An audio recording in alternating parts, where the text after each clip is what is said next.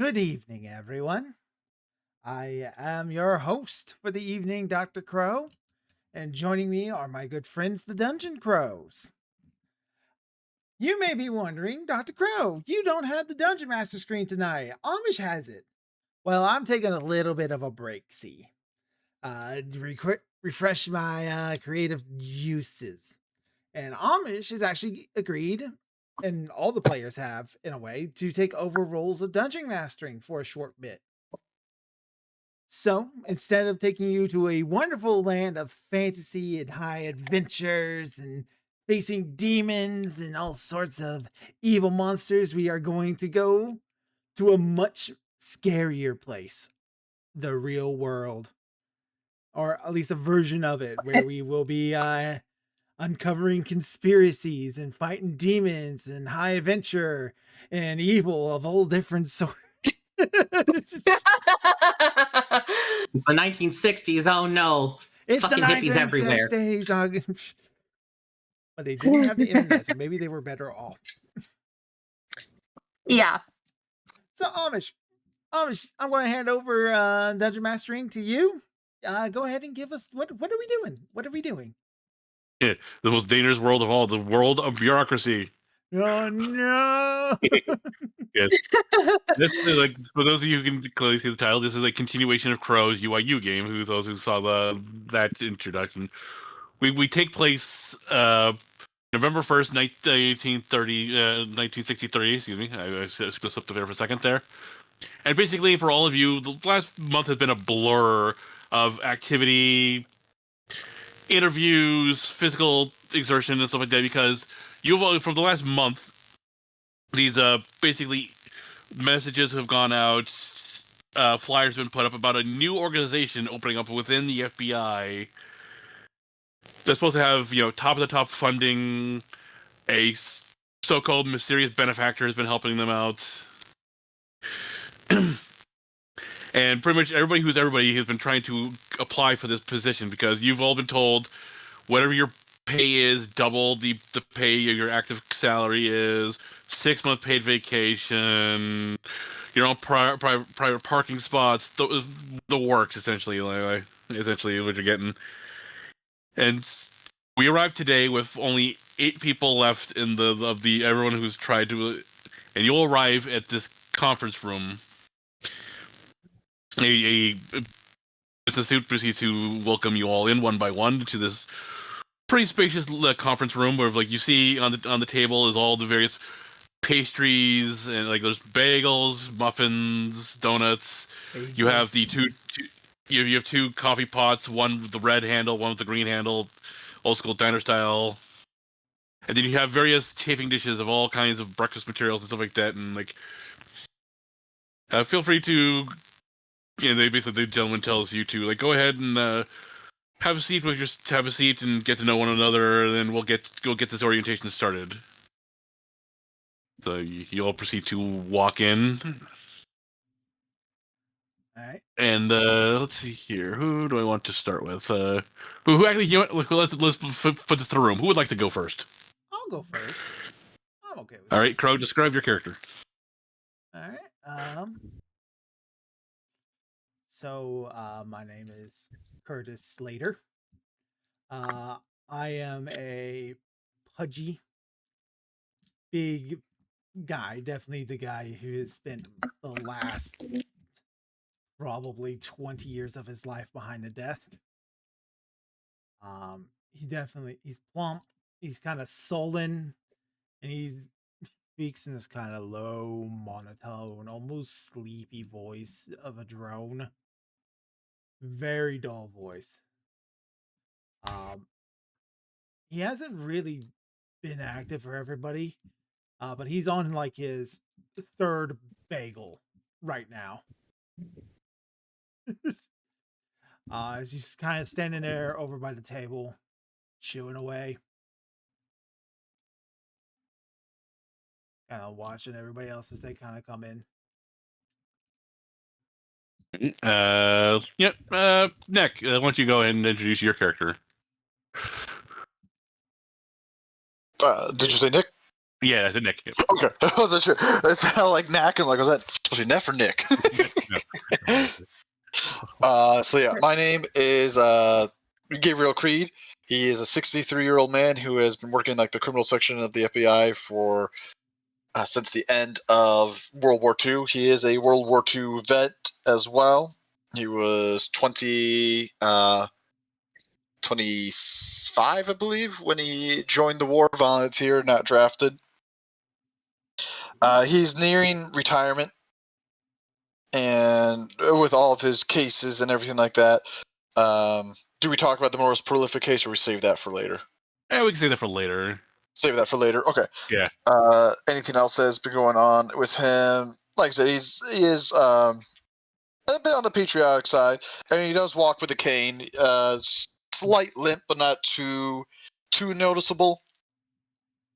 But it's more so due to old wounds rather than his age. Even though he is up there in age, and he is like again close to retirement, or at least should be retiring soon, he is still very healthy and active. Neff, you all set with your character? Not quite the backstory I haven't done, but Okay. So we can come back to you later if you want, or yes, please. Okay, then Saren, why don't you go ahead and introduce your character? Sure. Alruna Wolfgang. She's probably standing a good ways away from everyone and just kind of observing the crowd.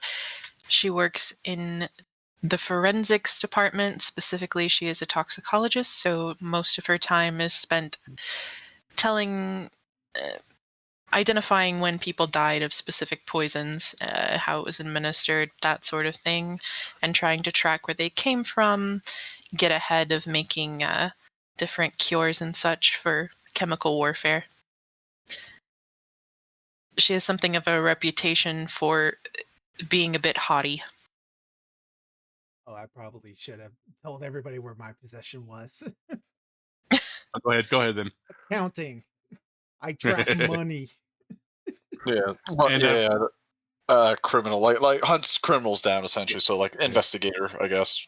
And just for my own curiosity, are you touching any of the food, Saren? She would definitely... It's just kind of a habit she has. She inspects everything for poison, but also based on what was described, she watches her figures, so she's probably not anywhere near the pastries anyway. Yeah. Well, food is like a while. It's just like I said, a widespread like breakfast in general stuff. Oh, okay. Like caving dishes like scrambled eggs, meats, bacon. Oh, damn! We got a full catering. Yeah. She would then. She would look at the food and drinks and stuff available, but like I said, she would Okay. screen everything. She's probably just watching me as I load up another plate. Oh yeah, no, the judgmental eyebrow is very raised. Look at you, free food is free food. Work paid for food. I'm going to take. How old is your character? How old is he? Me? Oh, you're asking him. Yeah. 47. 47. So not only it's not big of a year difference. And what about you, Miss Aaron? What did you say your character was? I'm just curious. She's around 35. 35. Give or take a few years. No one ever gets the same answer twice. The number has a tendency to go down. Just the girls one is funny. 47. Accounting for 47. Okay. Right, then Hex, why don't you go ahead and... Do you want like the full spiel or just like general stuff? Let's go general for right now. Okay, so all right. My name is Federico Falcone. Everyone called me Fakey. Back with my old circles. I am 6'5", a little bit lanky, and in terms of looks, I'm kind of the reason why people think the government is hiding the existence of rat people. Yeah. I am very ugly. And but yeah, I was I didn't become part of the FBI through the normal channels. I was recruited because as a forgery expert because I am way too good at my job to go to prison. Oh, okay. So you're one of those people. Yeah. Okay. Okay. That's interesting to know. Okay. So yeah, it's like I was recruited. To keep your ass out of jail, essentially. Yeah, pretty much. All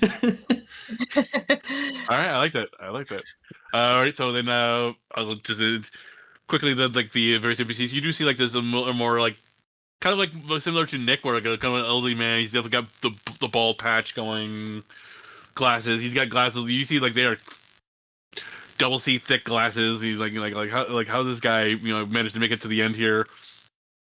Looking around to all you, kind of like nodding his head.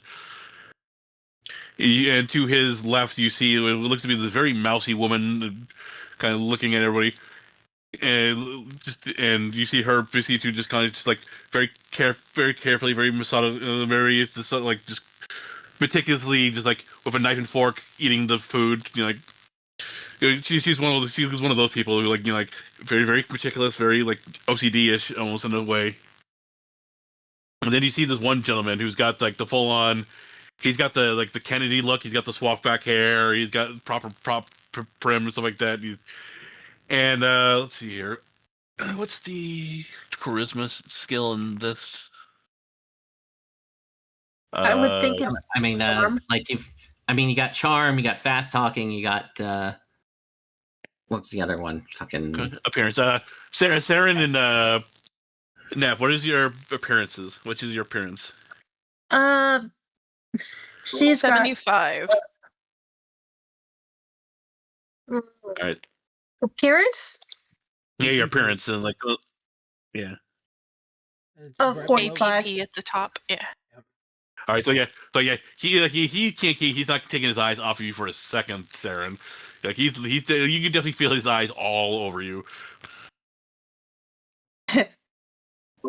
She does a very good job at not making eye contact at any point. All right, and after after a while, like eventually the same gentleman comes in with these pieces of paper, basically, and you've all done contract work with the FBI. You know an NDA when you see one. Yeah. And basically, once that's done, a projector is brought into the room. At which point the projector goes, and you see the three words UIU. And then you see a gentleman appear on the projector as it starts to play. Hello, and welcome to the UIU. We are the forefront of the anomalous entities in today's society. We are the unusual incident unit. That will be you. Like, is that spotted light in the sky of UFO? That's to call us. Are like the creatures that go bump in the night? That is us as well. We are here to stomp out to those mysterious entities that cause chaos, that cause mischief, and overall to bring peace to a better America. And then you hear the gentleman who's been looking you up and down, Sarah, and go like, "What the shit is this? Aliens? Are you kidding me? All this for aliens? We're like bull." And he's going off on a tangent, and you see the gentleman like, "Well, if you don't want to, you can leave." You're like this is, like, hey, for this amount of money for pretend there's aliens, I'll gladly take it.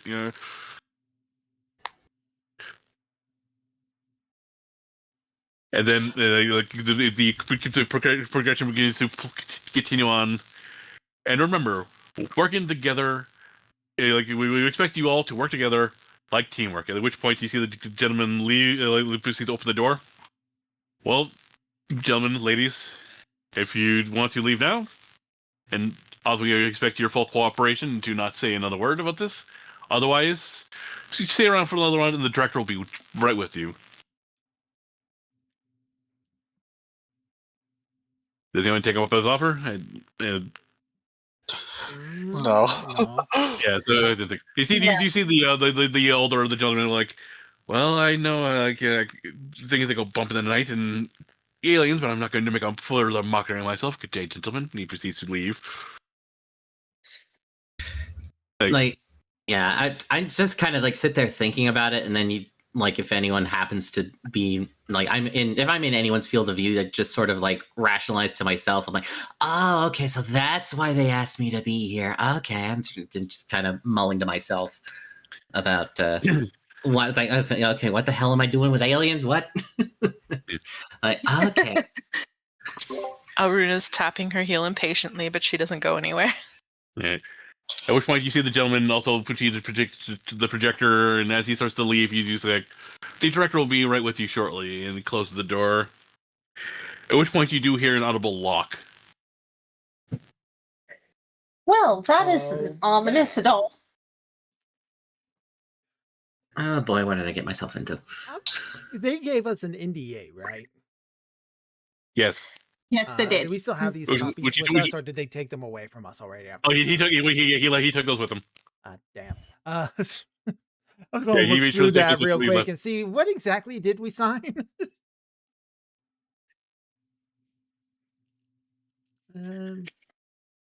Hmm.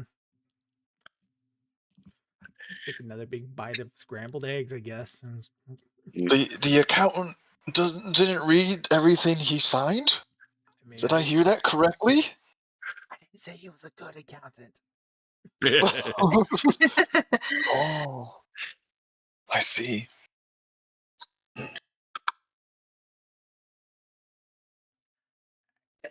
Have any of you had any interactions with what they say bumps in the night? Now you said before the game, Amish, we know about the UIU already. At least we've You know about heard the about. attack. You know about the attack. You don't know about the UIU. Or you know the organization was shut down. You don't know what they stood for, what they were once were. Actually, I think like those of you who are like on the older side, like Nick, might have heard, might know what they are. All right, so me and Nick And probably like, do. yeah, so yeah, the older of the two, the older crew probably know, like the UIU, they were a laughing stock. Yeah, nobody the believe them. UIU is considered a punishment job in most mainline SCP lore. So, Yeah. yeah, like we were going off to chase after Bigfoot, Bigfoot and Little I Green wonder Man. what they had to do to get funding to reopen. That's a Well, good question. youngsters these days are into some crazy things. You would be surprised. I knew a They read couple of maybe people. read a little bit too much of Lovecraft, and they think it's the real thing. I knew a couple of the people who worked in the UIU about 13 years ago. They just half of them vanished. It was a big mess at a number of their buildings. I think I heard something similar as well. An attack of some sort, but I never looked too much into it. I was too busy focusing on my other work. But still does not answer the question. Has anyone else had any bumps in the dark, as they said in the video? Yeah, the best kind of bumps in the night that I've had to encounter were fucking burglars trying to break into my fucking apartment. So yeah, I don't know nothing about no aliens. I don't think I've quote unquote met any. No. I got no connections to aliens. No aliens, other people's strange, forgotten magics, nothing like that. Old wives' tales and poppycock. Lots of fun drugs these days that can make people think that's what they're seeing, but as far as the real thing, no. Similar with you then, miss. Dealt with a case not too far back, dealing with people thinking they were worshipping some deity. Though that was all handled quite swiftly before anything got too out of control. though the news and the newspapers like to exaggerate things. I'm assuming Amish. We don't have weapons on us, do we? No. The only thing, actually, let's see. You can go ahead and let's see. What's the Cthulhu notice check? Yeah. Yeah, everybody's making the jokes, Gemini. Who does anyone have weapons? I'm trying not to Make a spot hidden. All of us are Spot jokes. hidden. Everyone or just her? Okay. Okay, let me remember how to do this. These two. A 62. My spot hidden is a 60, so that means I failed it, right? Because I have to get under it. Yeah, you have to get under. So yeah. All right. I'll say the only thing you notice of take of note is like the metal cutlery that's on the table for the various food items, and that's about it. Yeah, What I about assume as that- far as other means of getting at it? Because we all noticed that we got locked into the room. So other Okay, I was like, means, you take a look around and let's see here. windows, air vents that are Yeah, big there's enough to squeeze through, or anything like that. There are two windows on the on one side of the wall. You do see you're quite a distance up in the air, several floors, several floors. So kind of like you could go out that way, but I wouldn't recommend it. Not in heels. And then they I assume they wouldn't let us like keep our firearms. Then they took those away. Is that what you're saying? Oh, you don't. I mean, I don't know how they do it in the FBI, but I imagine they don't let people let the officers just walk around with firearms on them. It would be like the cage, I imagine. Okay, I just want to make sure. So, but I still got my cane. Yeah, Okay. your cane, you still got that, yeah. Cool. I Depending just on want to what make. type of officer you are in the FBI, Yeah, you don't have a firearm. Desk Yeah, jump, and you also- usually don't. And also that, No. Mr. Accountant, he doesn't have a firearm, I imagine. Yeah, I would be the. Yeah, I'd sure don't. probably be the only one that would have one then, wouldn't it? Because I did the Prob. You investigation and stuff. Neff, because Neff is supposed to be I the got- counter sniper. Yeah, she Yeah. would have a weapon, but it'd be like that would be in the cage, and your weapon would be in the cage. Yeah, they would have the firearms, but I not got like a not my 90. cane. I'm pretty sure everyone is trained, but mean, that's like- about it. Most everybody who works for these types of organizations have some sort of combat training. Depends on their. The FBI is supposed to be threats abroad, right? CSI is threats Yeah, at home. CSI, the CIA is domestic. Domestic. No, wait, no. CIA is like FBI is national. Oh wait, yeah, Oh, yeah. CIA The Bureau is domestic. CIA is abroad. Yes, Mhm. international. It's in the name. Okay, I need to redo this because I completely left the stealth and survival thing blank when I shouldn't have. Some of them will be blank though. Just so you're. No, I know, but I have checks next to them. Okay. And I should have put because I got a 90. Yep. No, you're good. You could. Yeah. You work. And Keep working on. Yep. I keep working on that. didn't. Let's keep going. You work on that, but yeah, let's keep going though. You keep working on that though. All right. And as you also look around the office, you do notice there's these bronze plaques around the office. Plaques. Yeah, Did you say bronze or broad? Sorry. bronze. Okay. What did they say? You do notice as you take a look, and I'm going to go ahead and just you do notice there's 8 in the room, and they all proceed to. Oh, come on, copy. There you go. Copy, paste.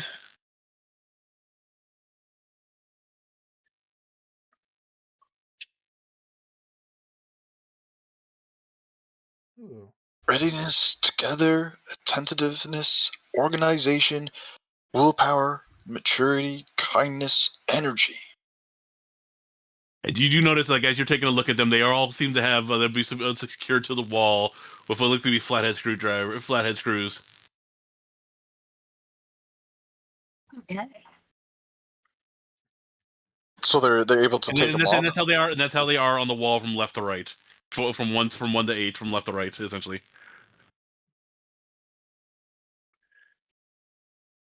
And you said they're unscrewable. Is that what you said? Yeah, they're all put on the wall via flathead screws. But something. But you can't unscrew them then. Oh, I mean, Yeah.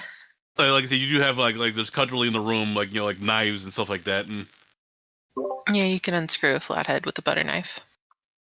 And there's nothing underneath them. They're just like giant, like big plaques, but nothing. they're basically like like essentially like a posted card, like size plaque, but with the word on it engraved on it. Essentially, like twice the size of like your standard like postcard. You said there were 8 of us in here originally. Yeah. The older gentleman proceeded to leave. The guy's been looking you up. He's kind of like banging on the door, and the mousy woman she's just kind of still sitting there, just kind of like well, I guess I'll just wait, and just kind of like still eating the food. You think this is some sort of test? What would they be testing us for? Well, the video did say we have to work together. The door is locked. It has been approximately how long has it been since we've been locked in here?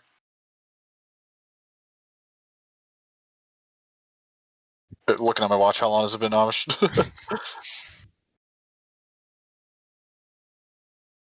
Oh, sorry, I had myself muted. It's only been a couple minutes.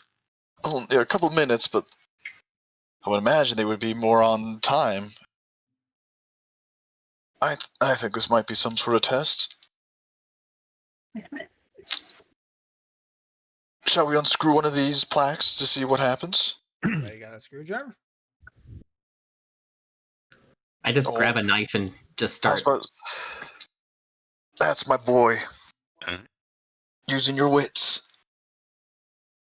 All right, so as you begin to remove one of the plaques from the wall, you start to hear this mechanical noise and you see the drop ceiling above you. 4 panels in each, 1 panel in each corner proceeds to raise up and move to the side, and you kind of see like this metal pipe that's the metal pipe that's essentially now like focused over the room. I got a 3 for spot hidden. All right. Metal pipe. Is that a metal pipe or is that something else? Do not think you should be doing that. Is there anything else like interesting about the plaques aside from just the engraved letters? Is it like just kind of feeling them up? Like, is there like, oh, there's a button or something like that, or? Let's make a spot hidden. Actually, like, what was your spot? Well, what were you trying to look for? Your spot hidden with that 3. Just anything else that would be unusual. I'll say with a 3, you are able to like, thanks to Hex's ability. Hex is again kind of like prying it a little bit loose. You do see like there is like some kind of like button on the other side of the plaque. And then you like with a 3, with a 3, you start to notice something particular about the words that are on each of the plaques. You do remember what the gentleman who left with the protocol of the overhead and the guy in the video said, like, and that was to work as a team, to do teamwork. Yeah, and if There the were first letter of originally all these, 8 of us. yeah, Maybe also we're supposed to take them all off at once. Also, the first letter of every word here spells out teamwork. Yeah. Cute. That's So, a good idea. Let's all take one off at the same time then. I like that idea. well, now that the one man ran out ahead of time, we're down a person. So someone will have to remove 2.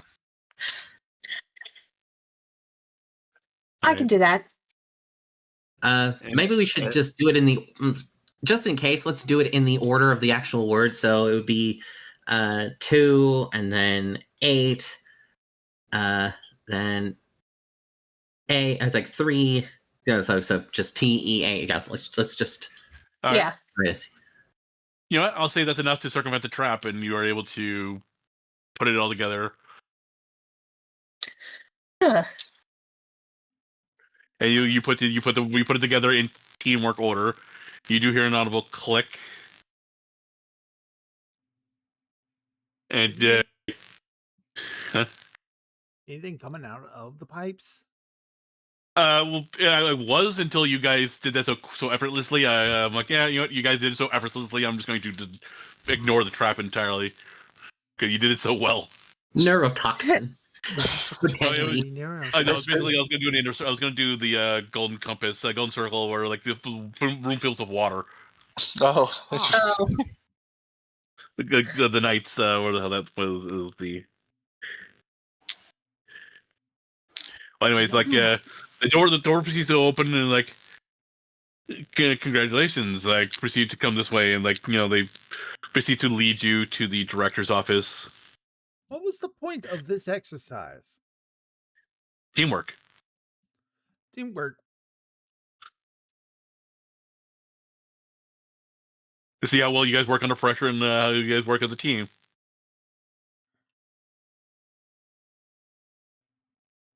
we avoided the pressure that I think is, so that makes it funny. It's like, well, Yeah, you guys get it so effortlessly. I'm like, screw it. Like, yeah, no, but that's what makes it fun for character wise, because that's what he's saying. It's like, I'm so confused, but Yeah. The pipes came out of the ceiling. We took the plaques off the wall. Why were we doing this? I think to show that we can work together, Mister Like, Slate.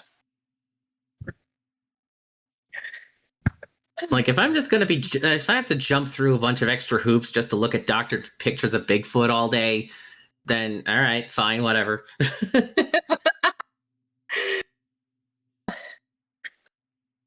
Just shaking I of may the not- head.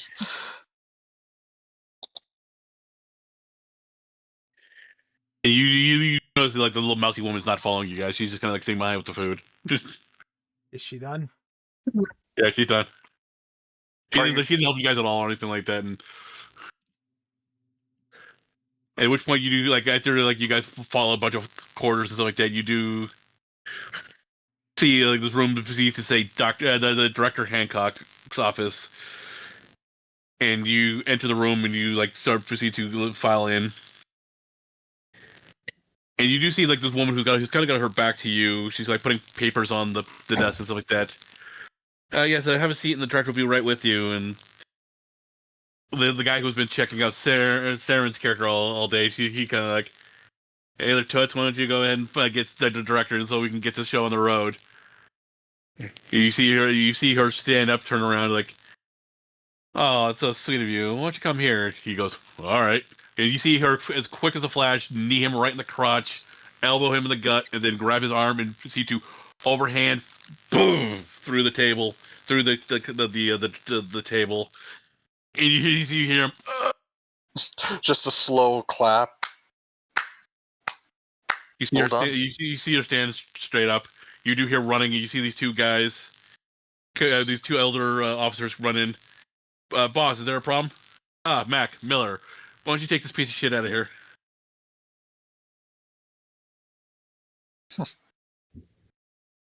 Right away, director. And she turns to you. Allow me to formally introduce myself. I am Director Hancock. Welcome to the UIU. Nice to meet you, man. A wonderful introduction. Well, the way that I see it, now I have my team kind of looking at all of you. Let's get to the meat and potatoes, shall we? And you see her. She's got this little like the William Shakespeare statue on her table. And then she kind of like tilts up and presses a button. And it kind of like you're not feeling on an elevator. Also, you feel the entire room just kind of shift. And you start to notice like this entire office is an elevator. Ah. Okay. That's better funding than most of the Bureau has. Indeed. Like I said, with our thanks to our benefactor, we've been upgraded from a laughing stock to not quite so much anymore. And you do see like this metallic door with the UIU on it, and it proceeds to open up. And it's like proper Men in Black, where you just like, holy crap! you see things you've never thought you would see in your lifetime. You do see like what looks to be like this war room of various like men and women sitting at tables. You do see like one plaque says Chinese, one says Russian, one says Yugoslavian, one is basically a picture of a series of what look to be shapes. Seems And to be the what? director's like a series of shapes, there's like a triangle with a dot inside. There's a circle. Like some language Pictogram. some language you never heard of, honestly.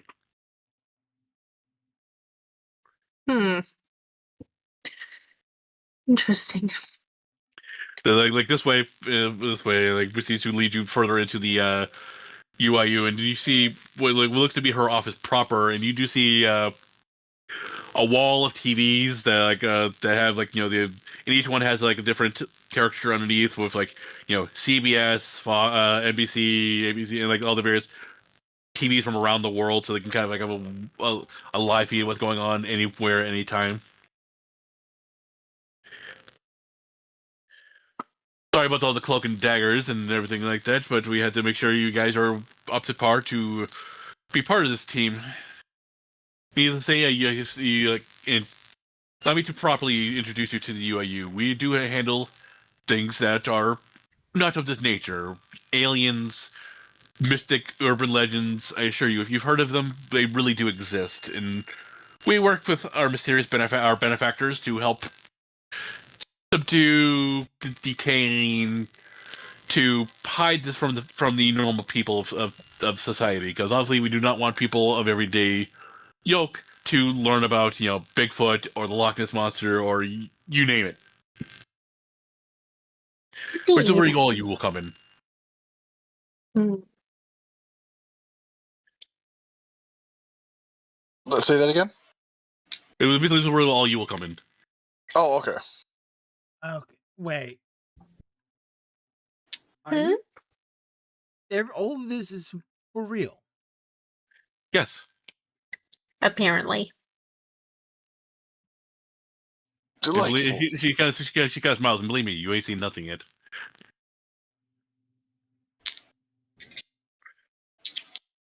At which point you hear a knock on the door. Come in, and you do see this person go walk in with this piece of series of papers, and Hancock starts to go through them. I see our friends at the auction house are at it again. And he proceeds to pull down this overhead projector, and it shows you Marshall Carter in dark. And basically proceeds to go through the background of their whole lineage and what they do. They proceed to take and steal these anomalous objects and proceed to basically sell them on the black market. Problem is, they don't exactly care about how they get their hands on some of these items, or they don't really do much research into these items. They just want to sell them for quick money and move on. And of course, we can't allow terrorists or various other people of ilk to get their hands on such artifacts. I see. And that is our job. You said we are part of your team, so I assume is this our? This will be your goal? first. This is going to be your first mission. to head to this mission, as in field work. She Correct. kind of looks around the room. I don't think most of us are really trained for, well, much besides sitting behind a desk. And yet here you are, the ones who are actually moving to make it through. And that's just like, I'm not What type of auction house? A terroristic auction house. Well, they themselves are not terroristic in nature. They just have they basically steal. Let me Basically, and she will go. Go ahead and bring in the object for us, and at which point, you after a couple minutes, you do see this. These two people proceed to wheel in this box. I assure you, what you're about to see is totally safe. There's nothing to be harmful about. And you see her take out what looks to be a. At first, you're kind of almost have to almost laugh because you're like, what is she doing? Because she pulls out what looks to be this normal plastic yellow bucket with Lego sticking out of it. Legos even exist yet? Let's see, they've been around for 100 years. Almost 100 years, I think. Maybe not Legos in particular, but I forget what they were called before. Building blocks. Just building blocks, bricks.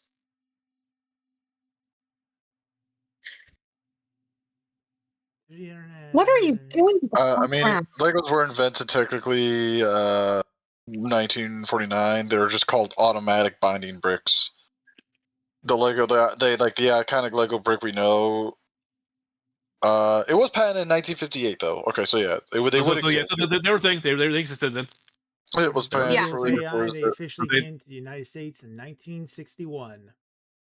So they do exist. All right. So they do exist. And you see her proceed to take out a good handful and proceed to put them on the table, and another handful. And one thing, as you notice, that's several handfuls. That bucket's not emptying anytime soon.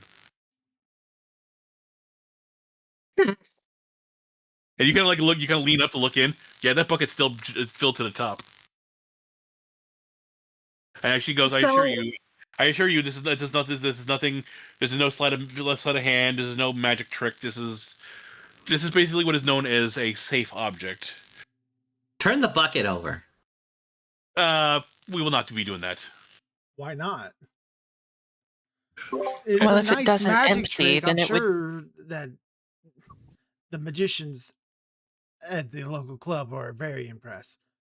But this, you're talking magic, and you showed us a children's building toy. Okay, just turn it over for 5 seconds. Now, see, now I gotta look to make sure if you can do that or not. Now you gotta be pulling up the freaking wiki thing. The answer is no. You do not want to flip that damn thing over. No. If it literally immediately refills itself, then it would expand so quickly if you turned it upside down. Okay, let me reiterate something to you.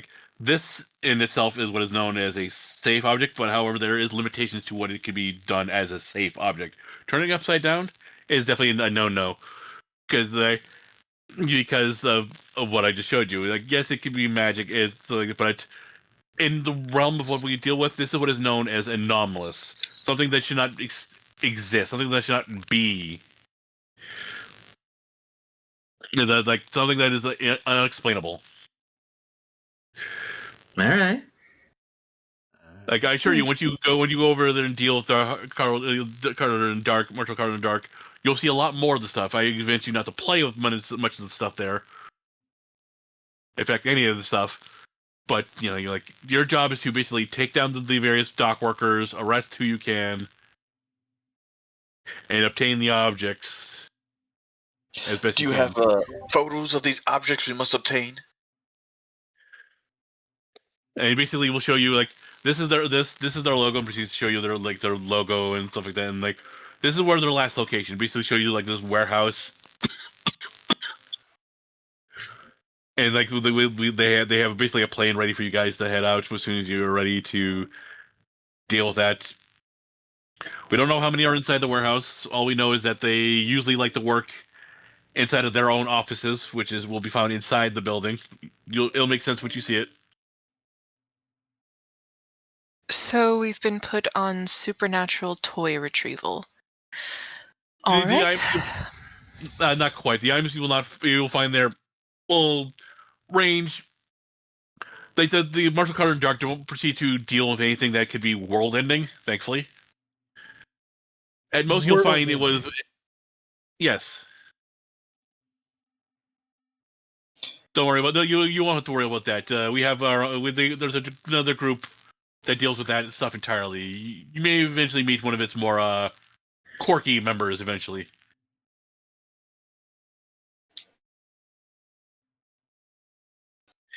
As for the items themselves from Martial Card in the Dark, they will be, if anything, what is known as safe, or let's see, which one's is Euclid is the nicer, or Canada is Euclid's the nicer of the two, right? Yeah, Ketter's the world-ending one. Yeah, so it'll be or what we know not as exactly. Euclid. Safe is just easy to store and handle. Euclid is a little bit more esoteric. Euclid is they use it, right? Like, no, that's Thaumiel. oh, okay. Euclid is the one that they it takes a little. It takes a little bit to it's a little harder, and then Keter is the things that are incredibly hard to keep track. It's not on how dangerous it is; it's how easy it is to contain. It's how hard it is to contain. Yeah. Okay. Yeah, safe objects are and absolutely able to destroy the world.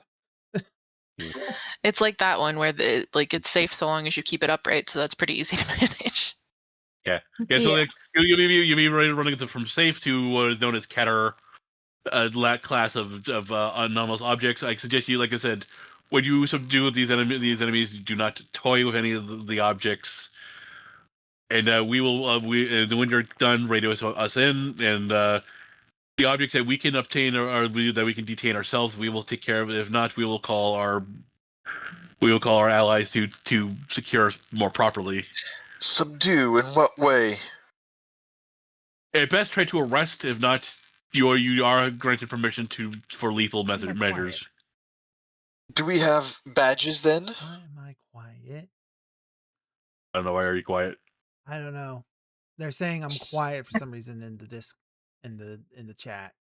I mean, you sound fine. I'm buying my end. I'm not listening to the YouTube because I am. It's only Proton Stalker who's had an issue with me being quiet. Are you sure your volume's not turned up? It's only ever Proton Stalker who ever says anything about it.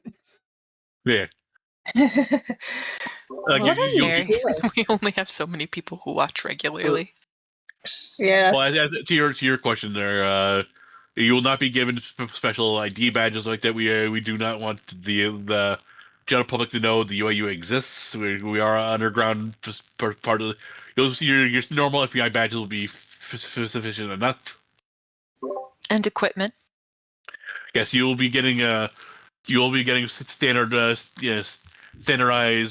vests and weaponry, and also a primary weapon of to what you scored best in the field training. Let me see. Mm-hmm. So you're going to give me syringes? Not that I mind. It just seems a little non-standard. She goes like to a point, and she will actually does Call of Cthulhu have a syringe gun? Syringe gun, or even just little vials that she can tip into drinks, she would be thrilled with too. I don't know if a syringe gun exists, but I'll check. I'm syringing. It would not. But I don't know about. She doesn't care if it's a gun. She's fine with her sleight of hand is relatively high. Okay. Are these so-called terrorists? Are they what you would call auctioning off these items? Yes. Yes, they acquire these anomalous objects via either our friends who you will meet eventually, or various other means from stealing it from the previous owners or such like that, or just naturally uncovering them, and then they sell them to on the black market for money. They don't care about the items themselves; they just want the money. Interesting.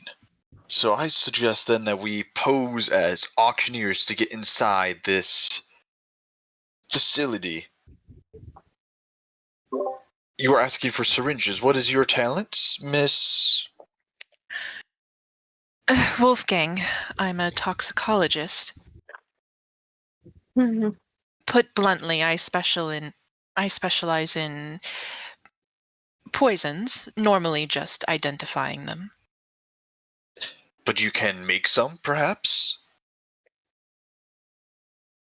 I've been known to dabble. By the way, Crow Johnny said you are quiet. I know. I've turned everything up the loudest it can be. If that doesn't work, I don't know what to tell you guys. My settings haven't changed. Uh-oh. Nothing has changed since the last time I streamed. Nobody complained about me being quiet then. Nobody's complained about me being quiet in a very long time. Nothing has been messed with unless Pixie has been messing with shit.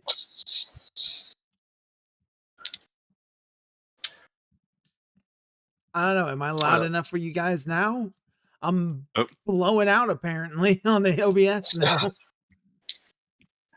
That's so weird. Well, hopefully it's okay. I mean, they seem to be able to hear you to some extent. You're just quiet, so. Are they sure that I wasn't just not talking? Pretty sure everyone can tell the difference, I would hope. That's true too. Okay. Yeah, I would. Oh, Miss Wolfgang, can you perhaps craft something that would put them to sleep? Not kill, but just knock them out so we can make arrests.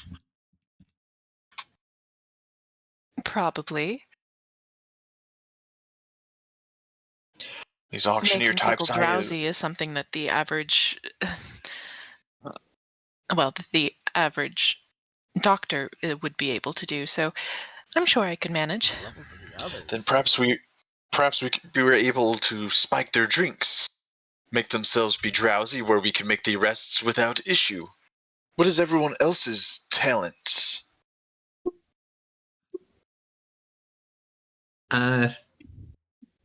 Nothing that would stuff that would get me arrested, not making arrests. Well, you guys are gonna have to deal with it. I don't know what you want from me. I can't get it any louder.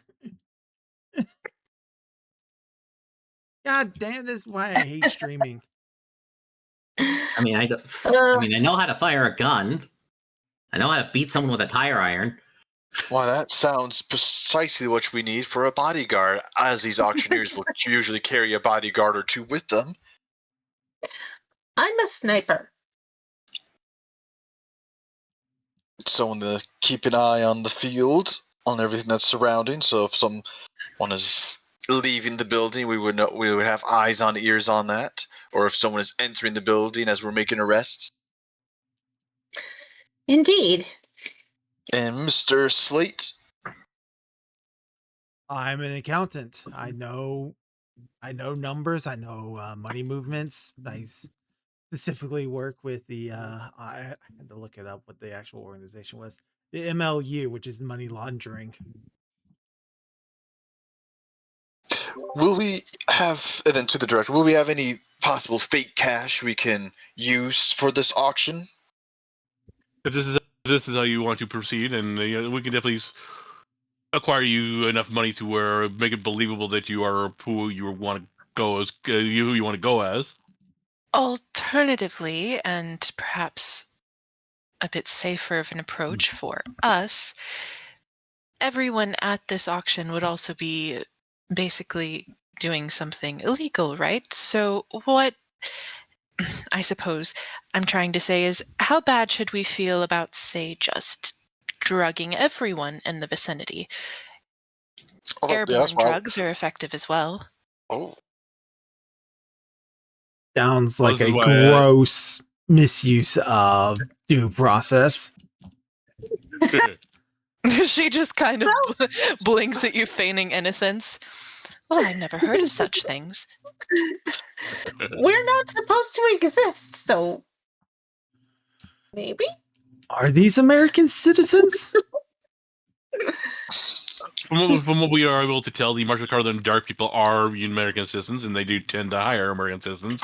However, the blackmail, the black marketeers can be from anywhere around the world. It's hard to really tell, and not always will be there in person. Some will be via the phone or other methods.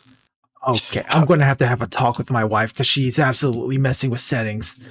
God damn it, Pixie! She turned the gain on the microphone all the way down. Oh wow. So basically, my microphone might as well have been off. Bear in mind that you have a cat, so anything that goes awry could also be cat. No. The cat doesn't have thumb to turn knob. My cat's It managed. has paws for a knob.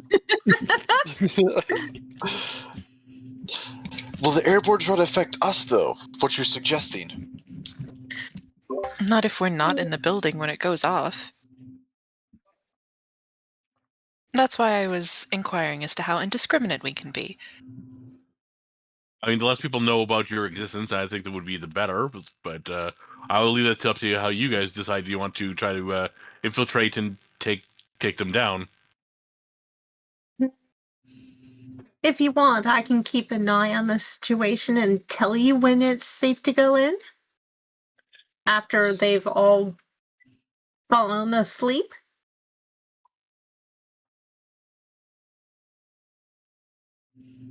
And Mr. Slate, was it? Oh, did we lose Crow? Nah, I'm still here. Was your name Mr. Slate? It's Slater. Slater. Okay. Slater. Feign old man ignorance. Oh, yeah, Slater. If it helps to soothe your good American sensibilities, you can always tell yourself that those things would eventually end up in the hands of Russia. It's probably true at any rate.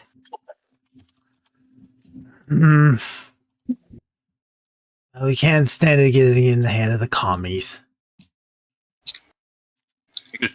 That's the spirit. Attaboy. As we look back at this character who's clearly Russian.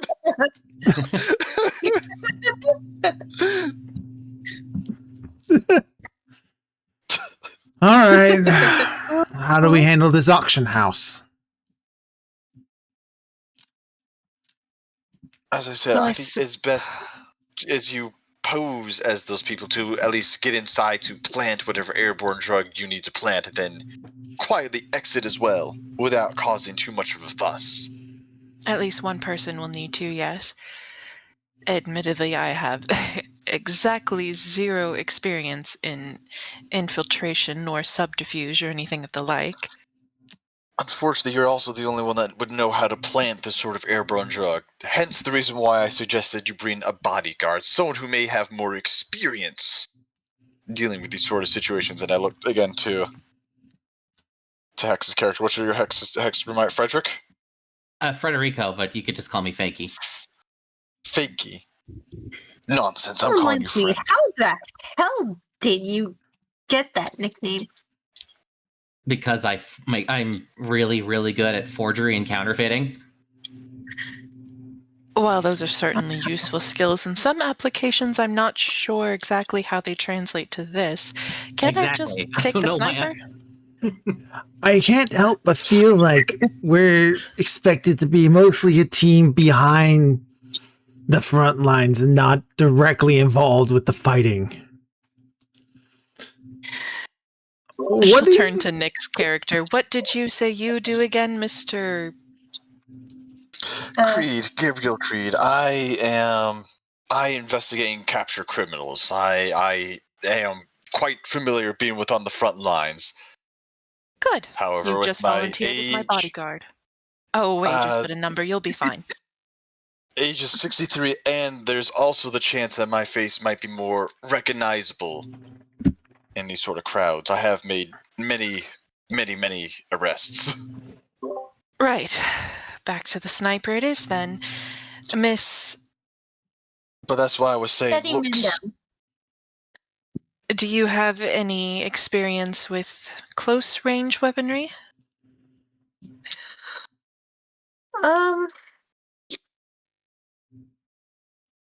God. I didn't even think to put that on my It is quite all right. It is, yeah, because you get firearms, handgun, firearms, rifle, and shotgun. But the reason why I pointed out Frederico there is because of looks. Not necessarily his experience, but the looks. He looks like a qualified bodyguard. No offense, Frederico. I'm tall. I'm not really exactly like that's all I got on me. Tall, and your face looks like it's been in numerous of fights. Yeah, well, fuck you too. You look like you are used to getting punched in the face. It looks like you have done plenty of bodyguard duty, is what I am saying. It's like, all right. And your forgeries, signatures, as Wolfgang's pointed out, I'm not sure how it would be applicable to this, but I assume you're out of character. Is your sleight of hand pretty good? Not really, no. What the fuck? Your sleight of hand's not good, but you do all these forgeries and shit?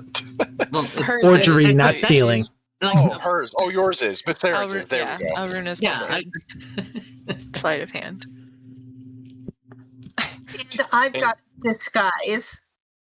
I've got some skill in disguise, so if you need a disguise or something, she can probably do something.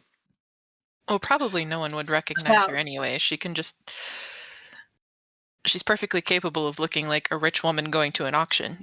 I mean, I have 75 in like or whatever in appraise. Yeah, Because so you'd also be able to... because I realized I'm like, oh, it's already a 5% base, so I'm like, yeah, I need to up a couple of those.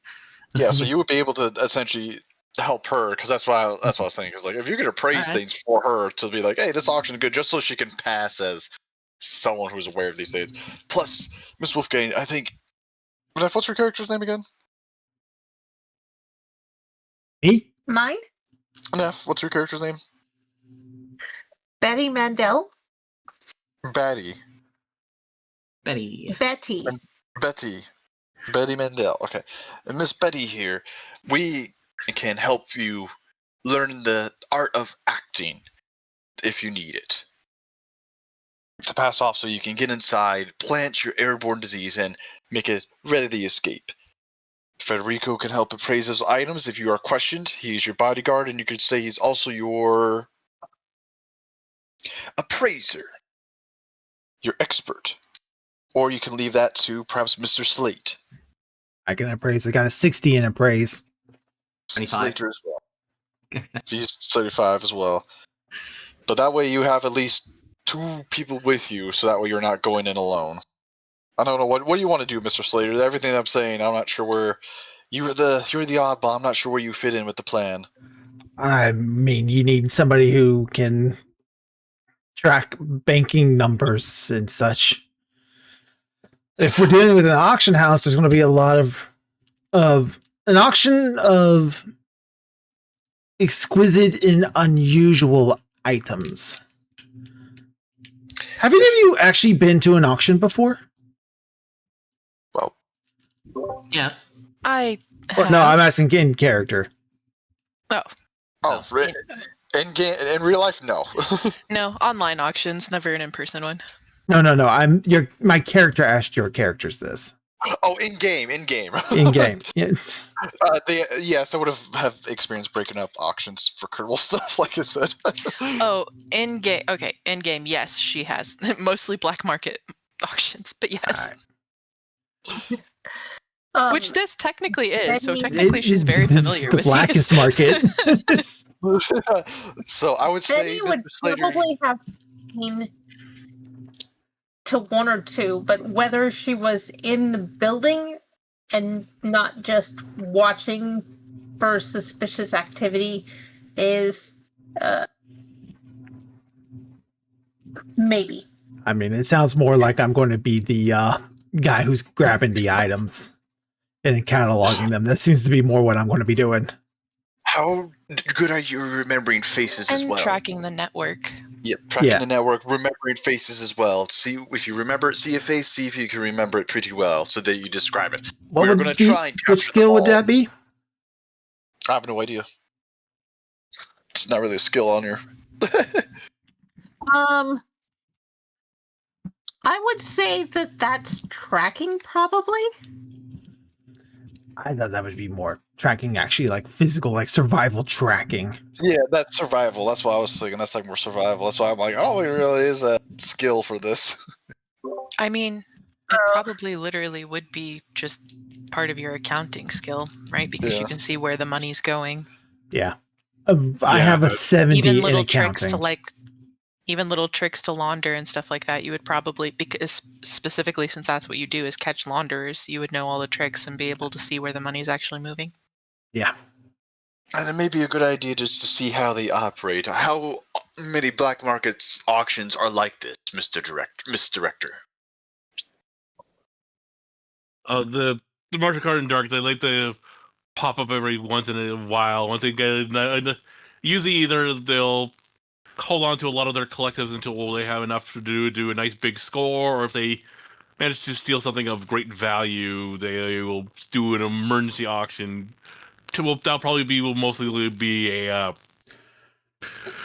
one be via phone. The fact this one's in person probably tells me this is probably a lot of the stuff they've had in storage for some time that they're bringing out to do one big auction with.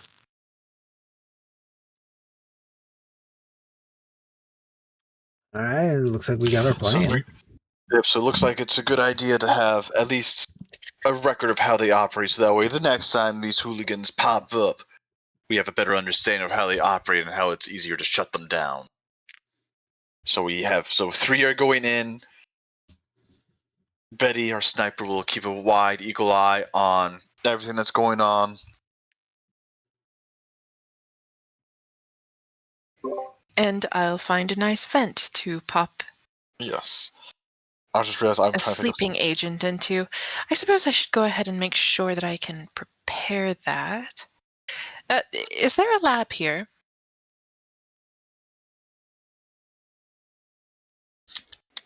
Director, what was her name? Hitchcock? Hancock. Yeah, of course there is. What exactly are you looking for? Oh, just your normal Bunsen burners and all that sort of thing. Just, enough that I can... Yeah, she easily will point you to where their lab is, and you can meet the generic queue of there and get to work on your gizmos and on your potions and stuff like that. Should I do a toxicology roll to see if it's actually viable? Sure, why not? Let's see. Let's get some rolls going. That's what I just put that in my science slot, so. you just want an excuse to roll for it. I did. Oh, 14. Oh yeah. Ooh. So yeah, whatever you're able to, whatever you're trying to go for, you're able to do it. Yeah. So just gonna flat out say it. Hooray! What in this area? Where is this? Do you have a map of the area, buildings and such? Anything nearby where I can? Let's see here. Any specifically, if something goes down and people escape, the first thing they'll probably go to is a restaurant or a bar of some sort. To hide out, blend in with the crowd. Well, they like Martial Cards Dark like to use abandoned warehouses and stuff like that to hide places where you would not be expected of them to be in. Because as I said, again, you'll see it when you see it. They like to operate within their own business, within their own facilities.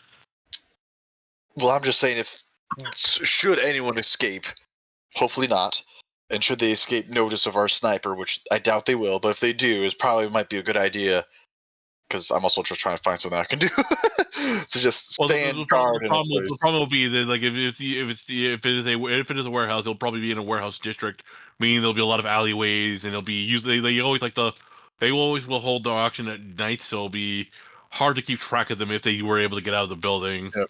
So I'm just trying to find a spot. That's exactly. I'm just trying to find a spot where I can just be hiding and waiting in case they would. You won't be able to cover all the exits, but no, but at least some.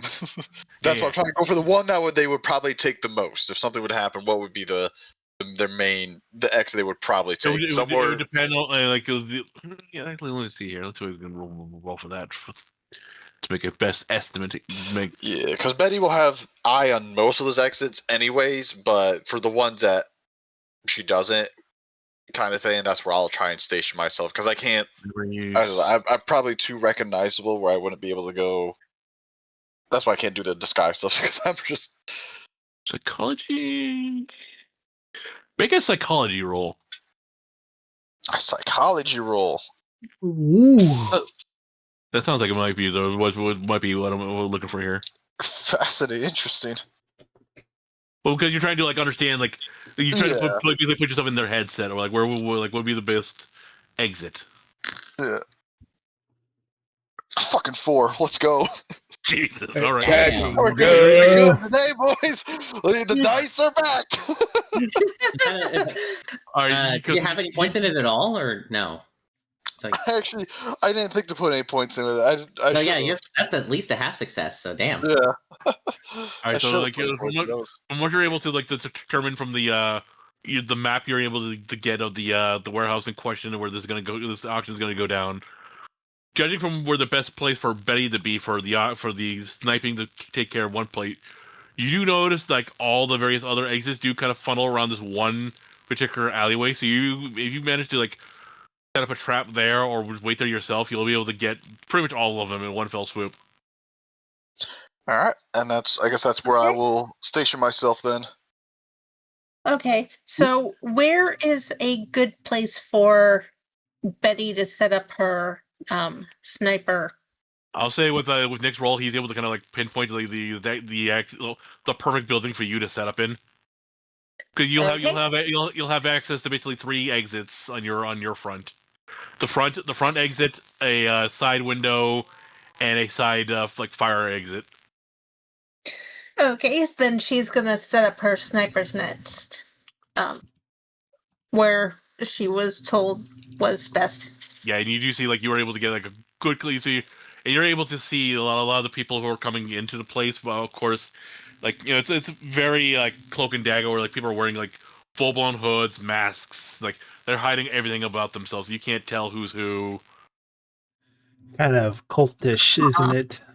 Oh, Yeah, if that's the vibe, and the two of them are going in there, she's you think absolutely. it's more like for privacy reasons, like so people don't know who's coming, who they're with. Yeah, but it makes it way easier to hide a gun than what she thought she was going to have to wear. So she'd absolutely take a gun. I'll say I'll say yes to that. She thought she was gonna have to wear some slinky little black dress or something. Yeah, she thought she was going to have to look like, like rich heiress that's killed her fourth husband kind of a thing. This is like kind of like I get like approaching on like eyes wide shut territory, kind of a tire. Who all's going in? I believe just myself and Hex's character. Then Slater as well. You 3 are So going the in. 3 of us are going Oh, Slater in. is too? And Okay. Yeah, because he can keep track of like the money. Because you'll have fake money too, in case they're like, why aren't you auctioning? In case you're there for too long. Even though like, the goal is to be in and out, but in case you're like, you should be auctioning, he'll keep track of all the fake money, so that way like you're not spending too much, and he's just your accountant. He just knows all the What do money we stuff. know about the? Because she'll do like a slow release, not like a bomb, like not something loud, but like a slow release. Well, kind of like a bug bomb, basically, in the ventilation. So, do we have enough of a layout of the building to know where is central, or are we gonna have to figure that out after we get in? I'm gonna be right back. You guys keep from going. like, well, you don't know the layout of the and again you're still confused with what the director's talking about their own personal building. Like even though they're saying they use the warehouses. But from the warehouse blueprint that they're like it's kind of like a generalized your dime a dozen warehouse, which is like as long as it's where it's not quite like you would need the proper yield because of the size of the warehouse, where you would to make sure you hit all the corners. But we have to be a big enough strength essentially. So maybe something with a bit more oomph than that she has a button trigger for, so they can set it and then leave. Yeah. Okay.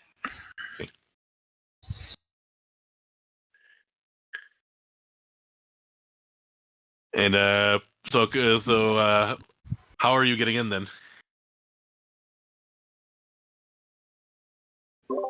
Yeah, I mean, we were gonna just try to attend as buyers, basically. So you basically just gonna like steal a cloak and a mask and then just walk right in? I mean, not even steal, just find a cloak and mask. Okay. Just want to make sure how what you guys are planning. Yeah, they're posing as buyers essentially, or she's posing as the buyer, and then she has like her accountant and the bodyguard, quote unquote. All right, then I'll let Sharon be the one who do this. Let's see here. Should we wait for Crow to get back? He said BRB. I think. Oh yeah, let's see. What's Yeah, well, we gotta get on our plane and all that stuff, and get our equipment. well, I'm saying like Some you guys can definitely just do all that, get all your stuff. Actually, while we're waiting for Crow, you guys can do that. Get your supplies and something like that. Get my. I just put the Webley Fosbury gun. I'm probably sure that's not the gun we have right now, but that's just the one they have in the 1920 campaign. It'll be fine for the wood. She picked up the Magnum revolver. Nice. Yeah, I'm also an old. Maybe that would make sense. I am an older dude. I would probably use an old type of gun because I'm old. I wasn't sure what page the freaking stats for guns were, so I hadn't equipped myself with anything. I also got a shotgun. Technically, I don't know why I have that in my equipment. I do shotgun. That I one I'm haven't glad. equipped myself with anything either because I was just waiting. Well, while you were waiting for Crow, you can go ahead and Yeah, this will be your. get yourself a rifle. Here, I'm gonna put I don't know which book it's from, but it's one of the COC books, and it's just those pages. So I'll put that in chat for you guys. I got my weapons. I'm all There. set. I'm on the other weapon you don't know about. Is everyone disarmed? And I couldn't stop myself laughing. I apologize. As I'm like, yeah, I'm totally. Yeah, that's right. Yeah.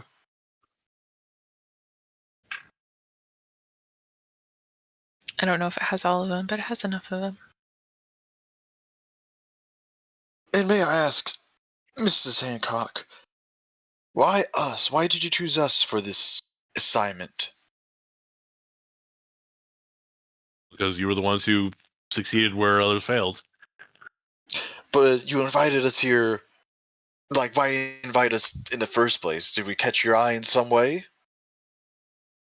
In each and every way of each and every one of you, definitely were able to surpass in certain aspects where others might struggle. This is a very dangerous job, and if it takes the right mindset to be able to cope with this job. I'm glad to hear that. I just wanted to make sure we are not just picks out of desperation. I've worked in the Bureau for many years now. I have seen some of that where people are hired based on other things rather than merit and how good they are at their job. And I've heard many rumors of why the UIU shut down years ago.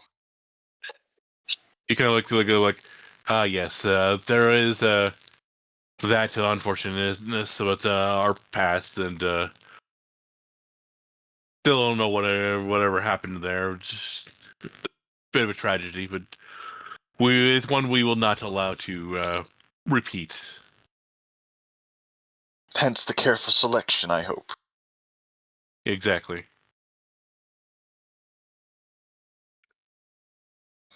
Well then. Well, gang, looks like we have another mystery on our hands. Ooh. No, not boo. Yay. Great. I don't That know. show doesn't exist yet. No! Give it a few years. Give it a few more years. About a decade, dude. No, this is 63, right? Yeah, 63. All right, to the ghoul. All right, let's go gambling. Yeah, Wait, no, let's go auction. Yeah, because Scooby-Doo, where are you? Was 1969. So it's So, yeah, almost here, but we not quite. still got 6 years. That's right, 6 more years before one of the greatest shows of all time. I love Scooby-Doo. All right, so let's see here. Well, I was gonna say again. Squire is a science, or what's the Call of Cthulhu of Deception? Fast talk. Yeah, Well, go ahead and either disguise. Make it. Fast Talk or Make it Persuade. There is a Persuade as well. It's Fast Talk or Persuade, depending on the... There's 4 different. Yeah, there's fast talk, persuade, charm, and intimidate. Yep. so yeah, you can go ahead and any of those 4, Saren, or even in this case, I'll let you roll some disguise as well. If that one's so any of those 5. For getting through the front door, I'm assuming. Yeah. Okay, she's just gonna give very get out of my way peasant vibes and go for the intimidate. Ooh.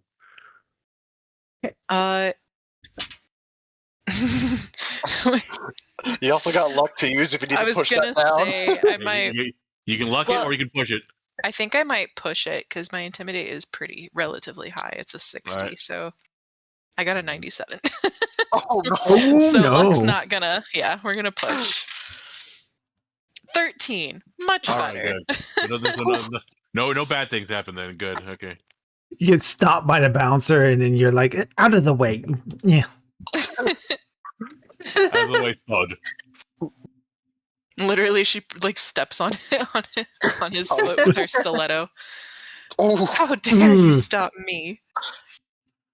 Do you know who I am? Definitely, that's the vibe she's giving off right now. I fall behind. I'm exceptionally nervous. I've never been out in the field before. I'm like, oh, excuse me, pardon me. It was just got just- just a handkerchief, just wiping the sweat off your forehead. yeah. You're losing many weight by how much you're sweating at the moment, right? It's all water weight. What's Frederico doing? How's he reacting? Like I'm just it's like, you know, I try not to. It's like, you know, I'm just following right behind of just being like, yeah, you know, just like, yeah, out of the way, whatever. Mm-hmm. Yeah. Try not to actually like speak. I'm trying to not. It's like I'm just using really my height and the fact that my face is just covered to be like, yeah, no. I did make sure to, before we left the UIU, I went back to my old office to get some of my things from my desk. Yeah. Basically, like while you were away, everybody basically loaded up with their gear, so you can do the same now. I got my 32 revolver. All right. Yeah. So the first thing you guys notice when you first walk in is when you like the director kept mentioning their building within the warehouse, which we didn't quite know what you were talking about until you see an actual office building inside of the warehouse. And from what you can see, you have no idea how it could possibly got there. What looks to be like a fully furnished office inside of this warehouse. Does that hurt our plans to make everyone? Not necessarily. Not so long as the ventilation is connected. Okay. Is that going to have to be a sanity as reality breaks right in front of us? You know what? Sure. Let's be the first sanity check. Wait, I didn't realize this was like an anomalous thing. I thought they just built an office inside a warehouse. No, it's a building inside a building, isn't it? Well, I don't have a base sanity. Well, you don't see you and Nick are fine. You don't see this. Your sanity is equal to your power. And also, you and Nick are fine because you don't see this thing. Yeah, we're not inside. We're on the outside. And So my base would be 45 then. Yeah. So Anyway. I'm rolling as well. And we want to get over, right? Yeah, you want to get over. Oh boy. Wait, what? Oh, that's not good. Okay. I thought willpower was supposed to help with your sanity, though. Yeah. I mean, it's your power is determines your base sanity. But So you're if it's a trying to 45, get over that, so if you have high power, that's harder to get over. but then you have a lot of sanity to burn. Okay. Yeah. I'm fine. I'm fine. There I'm at 70. I'm 75. Amazingly, I am too. Even with her 80 power, she somehow Okay, then. managed a 96. It catches you all off guard. You kind of like stop there and stop dead in your track, like, huh? And they're like, all right, they're like, just keep going forward. Building within the building. And then you do see like they have as any auction house, they do have like what looks to be these brochures of like various items on for up for sale that's gonna be on today's docket. All right. I have notepad and pencil. I'm going to start writing down what we got. All right, so you do notice the first thing you notice is, and then you see their pictures with most of these items. The first one you see, it looks to be a fabric teddy bear with a heart. Fabric teddy It bear looks with to be like this old worn uh, teddy bear doll with like, it looks to be like this paper mache heart over its heart would be. Does it say what it does? Uh, all you see is the description. Teddy bear. Let me see here and make sure I get the description, at least the start of it. Let's see. Should have pulled that up ahead of time. You do because they wouldn't put it there as that's, let's see here. What was the name of this damn thing? Yes. Okay. It basically will give you the description. It's a small teddy bear. This is a small teddy bear, approximately 33 centimeters in height. Through 33? testing, 33 centimeters in height. Basically, like the height of your average, like I said, like child's teddy bear doll. Through testing, composition, and the subject revealed no unusual qualities that make it discernible from a non-sapient teddy bear. Subject is capable of moving on its own accord and can communicate through a small range of gestures. The subject regularly shows affections to individuals in ways. Sorry, I remember what this is, and it's like. Yeah, this is the nicer of the two. This good. Is the nice one. Oh. This is the good one. This isn't the bad one. I thought about putting the bad one in, but where was I? Capable moving on its own accord in the small range of gestures to see subject regularly shows affections of individuals in ways found endearing in by most people. Affection is usually given in the forms of a hug to the lower leg, but subject has also been observed dancing, jumping in place, and in two separate events, even has drawn childlike pictures for janitorial staff. All right, and then you see the next item up for bid. What looks to be like, you see there's two pictures. Is this very ornate, decorative wooden box. Looks to be a decent size. And then the very next picture shows the inside, which looks to be like this opulent, like very ritzy. Looks to be like this servant bell. Oh. And, yeah, and it says it is a small silver bell, 4 centimeters tall. It's 2 centimeters in circumference. The bell is missing its ringer, with the inside of the bell, and a description has been etched into silver, reading "Forever Mine, SJW." The bell is susceptible to damage. However, given its safe nature, destruction has been deemed unnecessary. And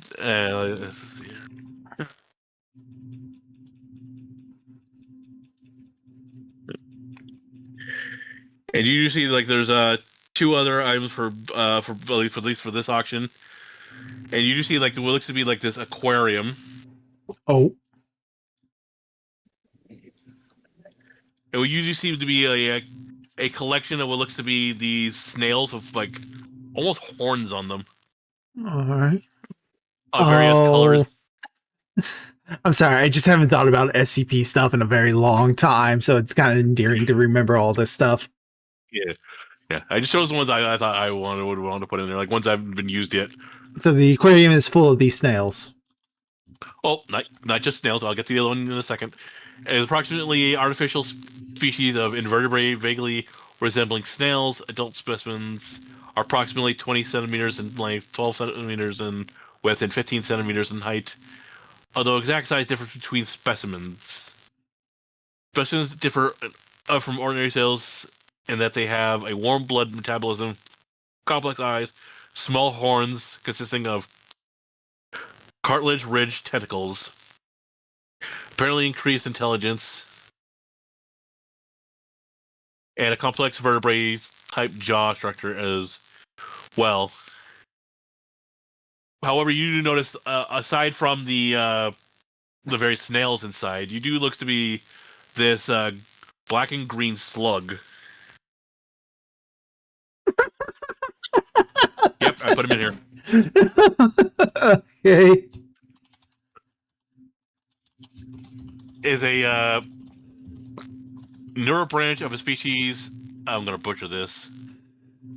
Variable neon slug, measuring 11.7 centimeters, 4.6 inches.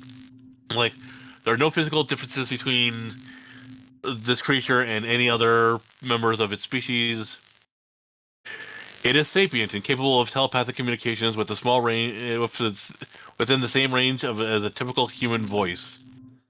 It identifies itself as Lord Thaddeus Thomas Blackwood, a British explorer and naturalist, and speaks with terminology and style appropriate to late 19th century English, and is generally friendly and cooperative with researchers. Yes, Did you straight those up are the objects. steal Yeah, I these got from hurt. the SCP? Is that why he's like always mentioning the researchers, or is that Wait, just I you? think that one is in the first game, wasn't it? Didn't I don't know. Did Ferdinand? Did He was Thomas Blackwood? in one of them. yeah, because Did I miss that one? I forgot. Saren talked to him. Oh. Yeah, you then did he's a back again. therapy with him. That's right. He was in the very Yeah. first SCP Oh, that game. one. Oh, that one. Yeah, okay, I got you. That one. So, like, Yeah.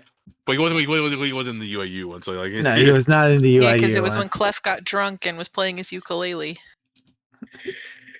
Maybe this is how the SCP acquired him. You know. He's been all So, over like, the place. He has a tendency Yeah. to show up in unlikely places. So you do see like this kind of like past her prime woman with short like brownish hair. She's got like crow feet on her eyes and stuff like that. She's getting up there in age, and like she kind of like takes a little gavel and like bangs it on the table. People, can we have our seats, please? The auction will begin shortly. And you see like this gentleman come up and kind of like whisper something to her ear. She kind of leans in and just like, yes, very good, guys. Go. And he kind of goes off to a side room. All right, so what are you guys doing? You guys, Well, kind of looking around, does it seem like the auction area is more or less in the center, or? it just looks to be like it's in like the square center of the warehouse. Okay. Probably what she would try to do then is feign like she's taking a seat. And then she's probably gonna leave behind the device, basically make some excuse like, oh, I forgot that I need to turn off the oven. I don't know. Something stupid. She really doesn't even probably need one. But yeah, she'll probably leave it there. I'm trying to think of something that won't, because obviously, well, maybe not back then actually. Were people afraid enough of bomb threats to like freak out if someone left their purse somewhere before? Absolutely not. No. I'm not 60s. TSA basically did not exist. So she probably would just like, leave her purse underneath the chair where she was sitting. Maybe like check her watch impatiently a couple times, like she's been, expected it to start sooner, and then she'll just like huffily get up and be like, I don't have time for this. We're running late. Follow me, to the two of you, and then like head back out the building. I'm gonna put up a weak pretense of like some sort of argument of like this money was meant to be spent. It's not good for the books. Yeah, just kind of like make it like seem like more liable excuse that you're leaving now. Right, yeah, and she will just be like, I don't pay you to argue with me. Let's go.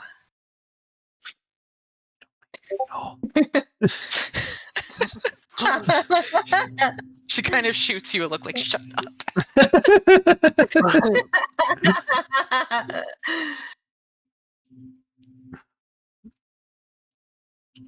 And if they manage to get out of the building without anyone stopping them, then she will trigger the little explosive compact that's in her purse. All right. Let's see here. I'll say. Let's just say make a stealth check for this.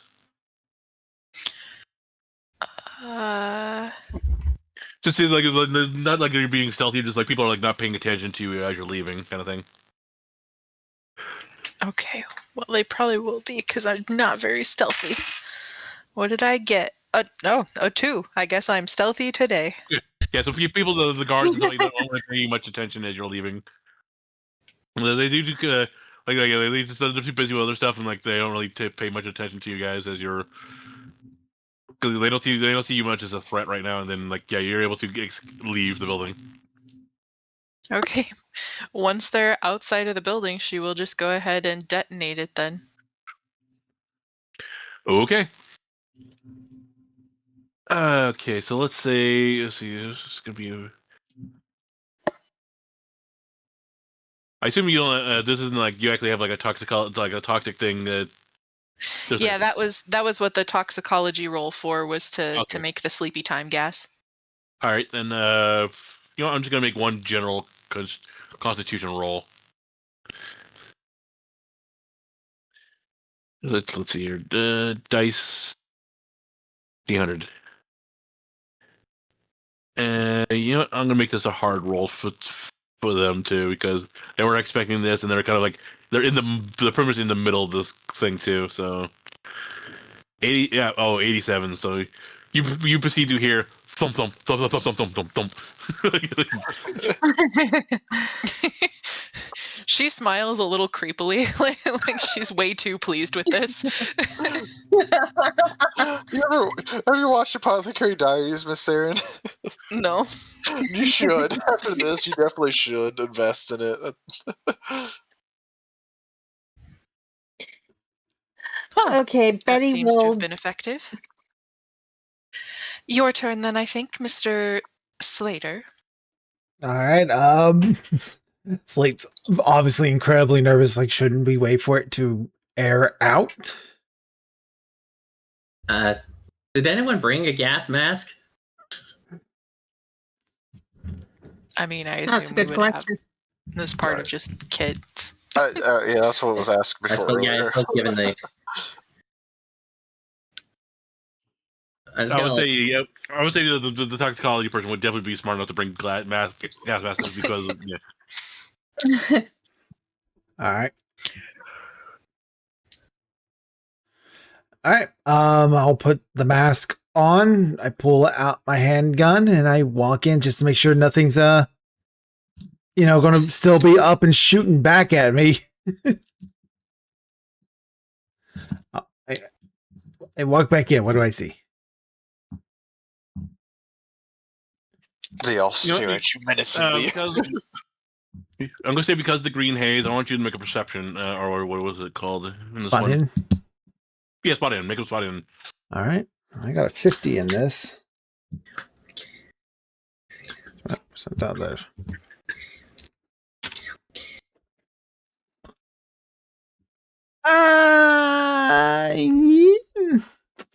So what were my options on re-rolling stuff again? You can either make it go down with luck with no real bad effects, or you can try to push it, but if you push it and fail, then there's a negative effect. I am going to push it because I am not going to spend all my luck to make it go from 90 to 50. Yeah. All right, push it. There's also 2 other people here that could do spot hidden too, though. Pushed it. I got a 17 Too on late. that one. Okay. All right.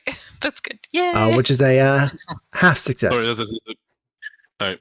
So as you're kind of walking, like you do see like the various guests who are kind of like out cold and like that. Mm-hmm. You jump for a moment when you see one person kind of like stumbling towards you, like and you see like the barrel of a gun sticking through the cloud.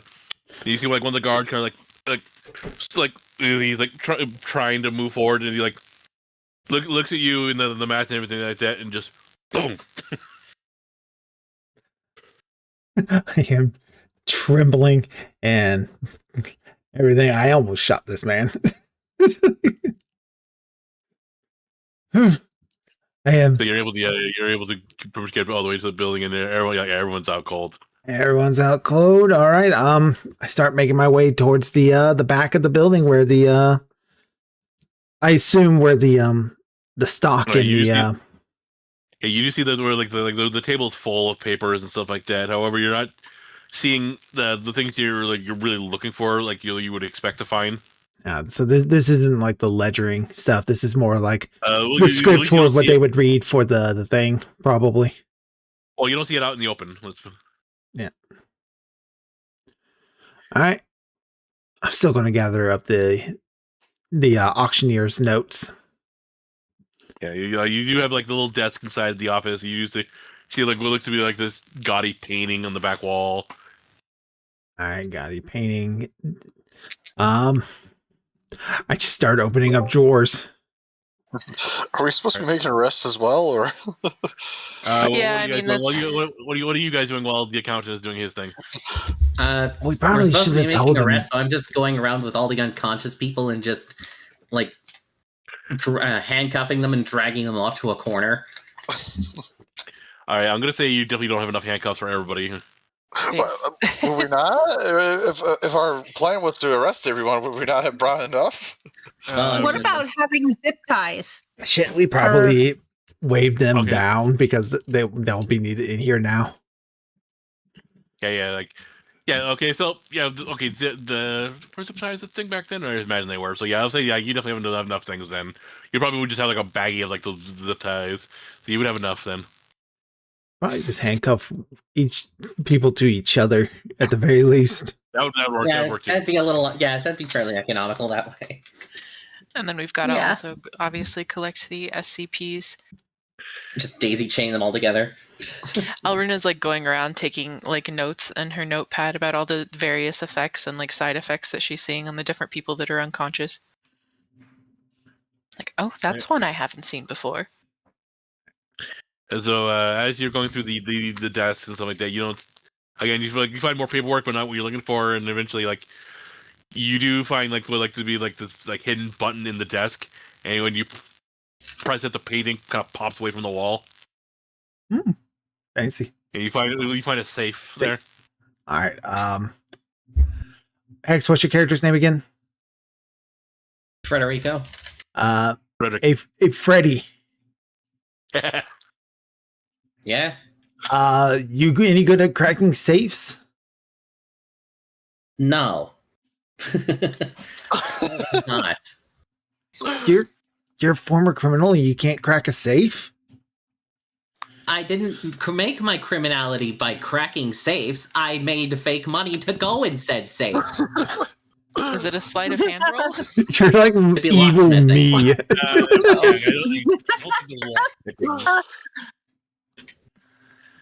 Because if I was going to keep... it would be sleight of hand because there's no lockpicking, so it would be sleight of hand. No, it would be locksmith. Locksmith, we got to figure out. Like it is a dial like safe, right? It is a dial one, yeah. All right, yeah. Somebody get the stethoscopes and 6, 13. Nope. All right. You know what? I would just I get a 1% chance. I want to just like start screwing around with the numbers. Maybe I might get it by sheer chance. That was a damn close try. That's a 12. You could use luck, right? You burn I'm your not- luck for it. Do I really want to burn 11 luck? Listen, 11 is really not that bad. yeah. Out of 40? Yeah, it's not bad. Oh, I thought you meant that you only had to burn 11 luck. I only do have to burn 11 luck, but I have 40 luck.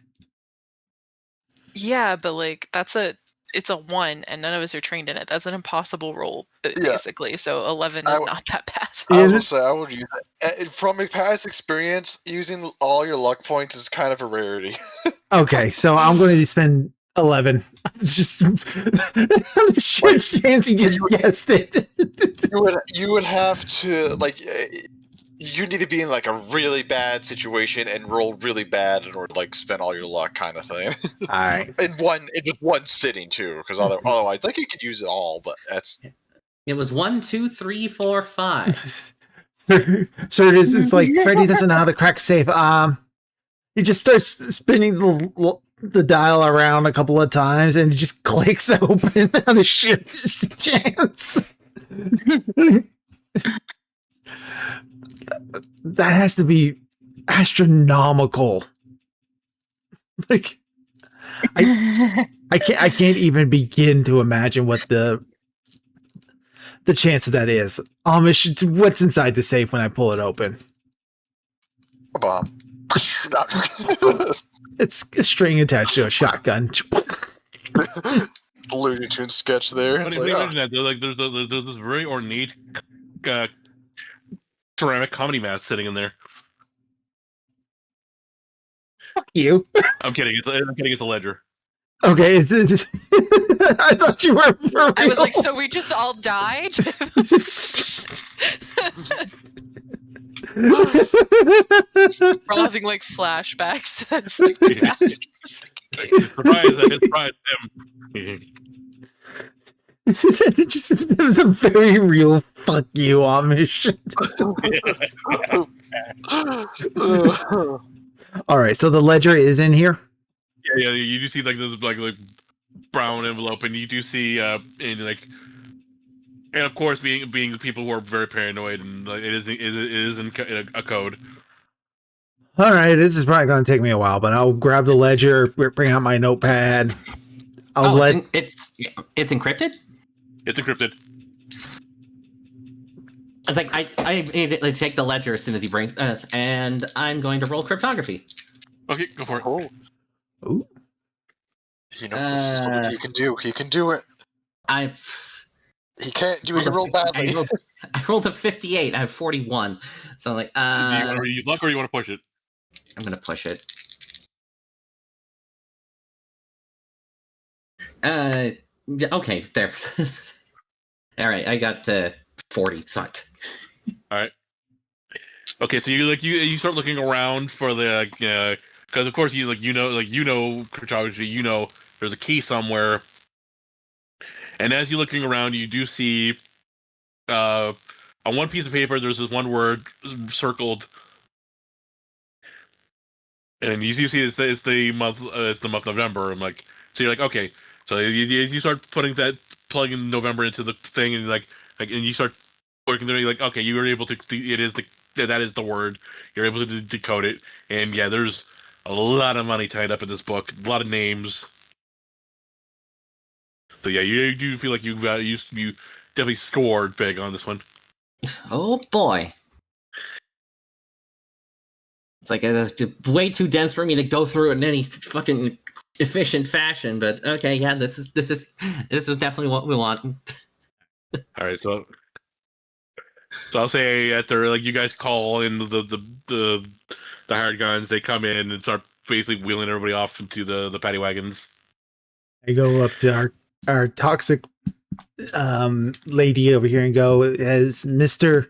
Marshall Carter and or Dark happen to be amongst our captures. Do you know what they look like? And I was hoping they would just have an ID on them. Not a through line for people in shadow organizations, in my experience. Oh, okay.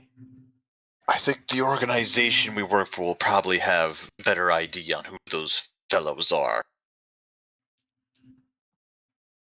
Some snails produce toxins. I wonder if these do. Out of character, they produce something, all right. Like, Oh, do you try to touch one?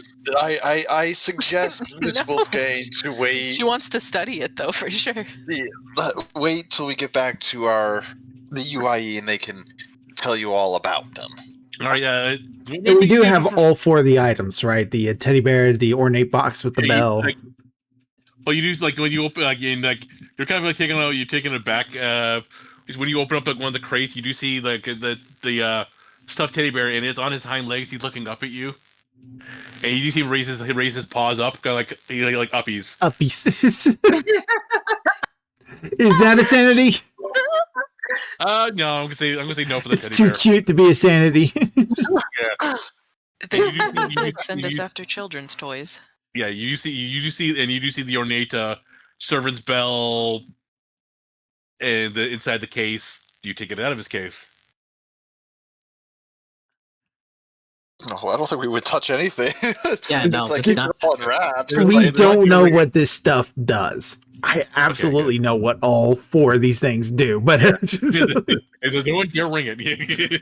I Well, want to. no. It's probably going to be me who rings this damn bell first. No, good. We would. All right, and then I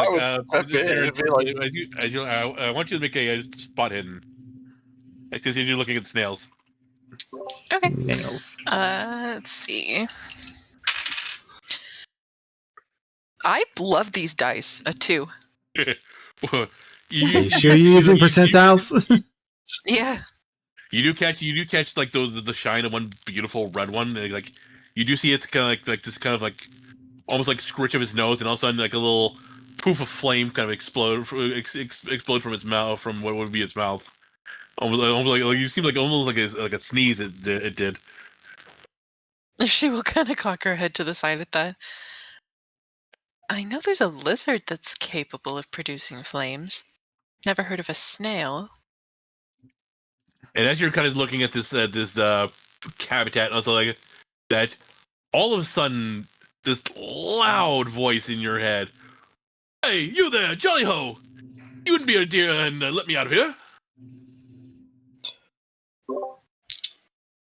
She is a little taken aback by that.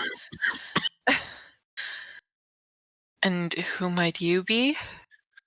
Why, my fair lady, it is I, Lord Thaddeus Thomas Blackwood, the famous British explorer himself, of course. And you start to notice coming out of the little artificial foliage is this green and orange slug, kind of looking right at you.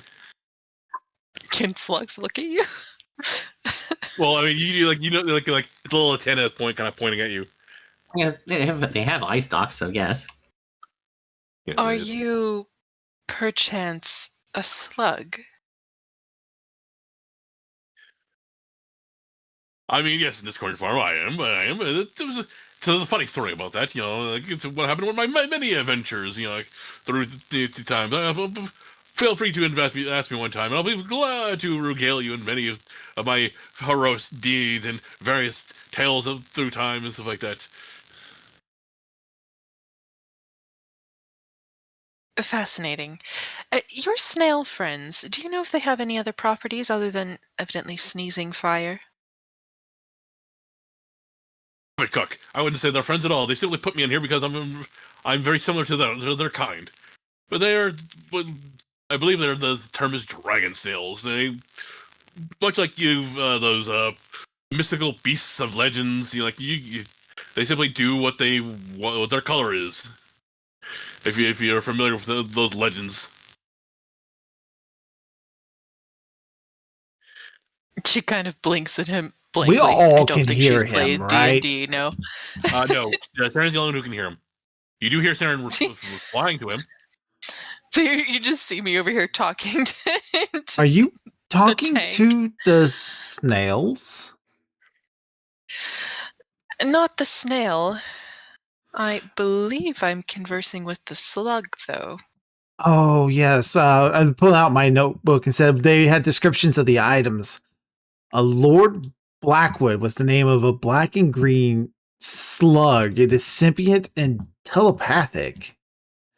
Believes it is a 19th century British explorer. When you say that believes, they say, "By Jove, I do say I do not believe I am the British explorer." Good sir, you're a slug. Only for the moment. I assure you, I will find one day. I will find a way to return to my normal body. Until then, yes, I will remain in the slug.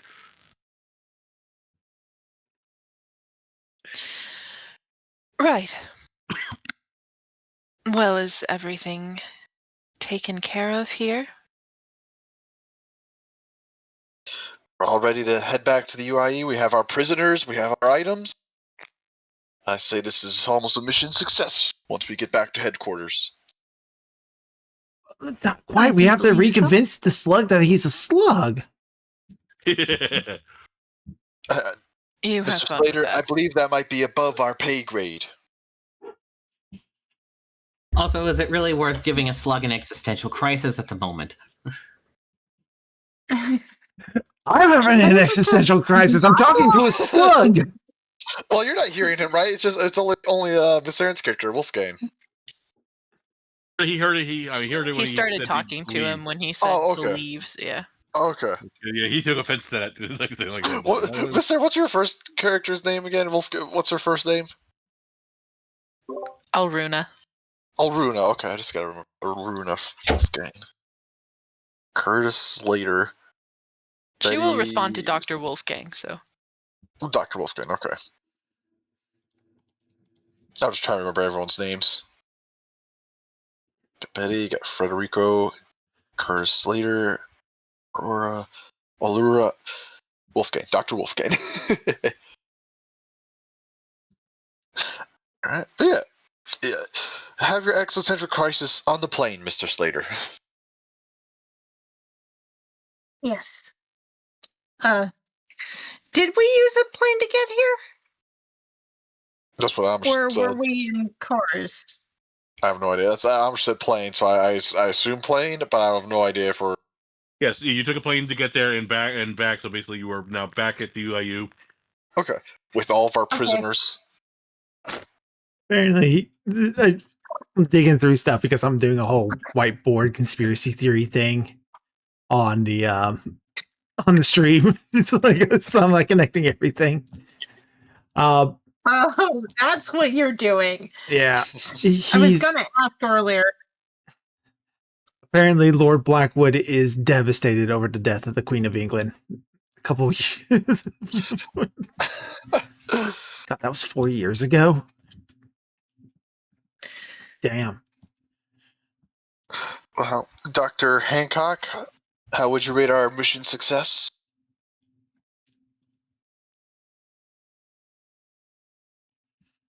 Well, I must say that was spectacular work you guys pulled off. You managed to eliminate several high-ranking black marketeers, took down the Marshal Carter and Dark again, and managed to recover some valuable items. All thanks to Dr. Wolfgang's brilliant toxicology. The nerve agent helped us capture them all swiftly and without incident. Oh, this is pretty. Yeah, that's the type of slug he is. Oh, wait, that's actually really cute. Yeah. Yeah, it is. I That's a know it's really these slug pretty noises. slug.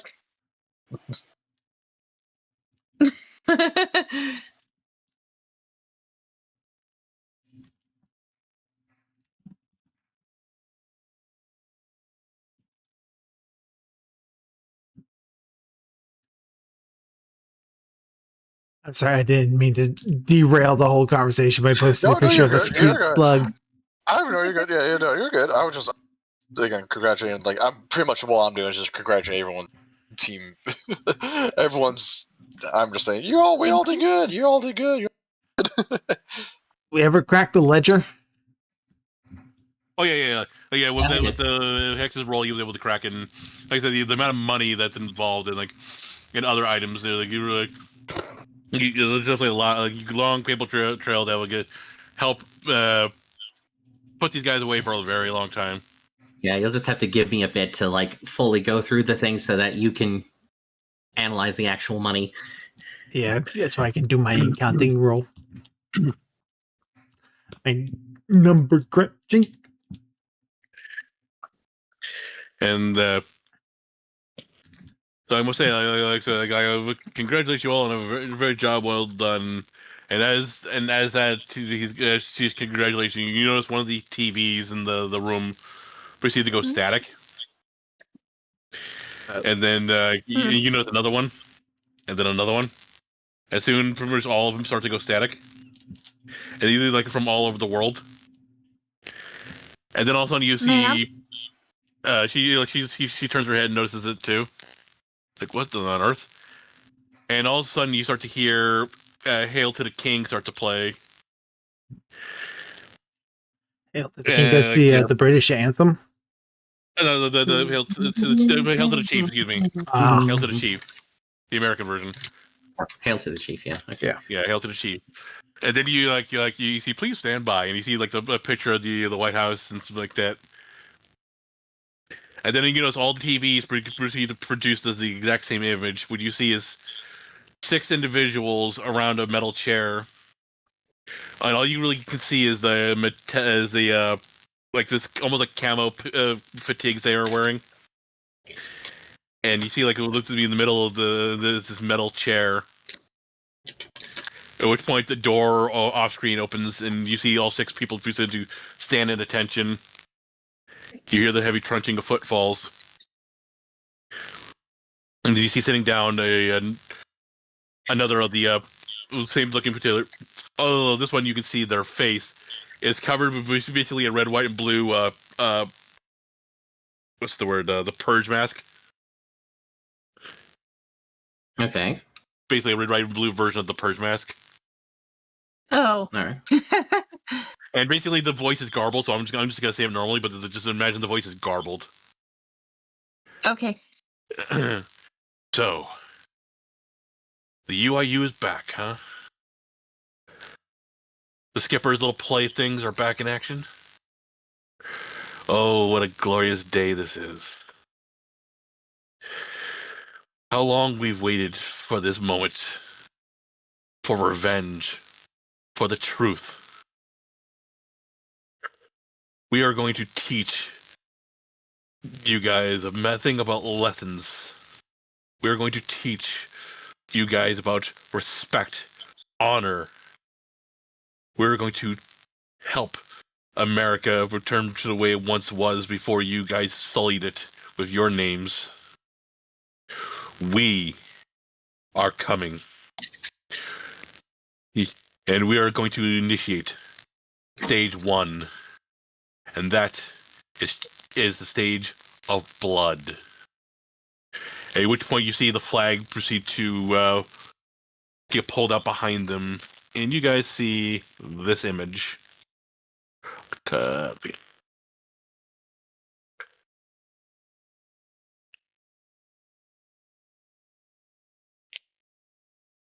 What's that?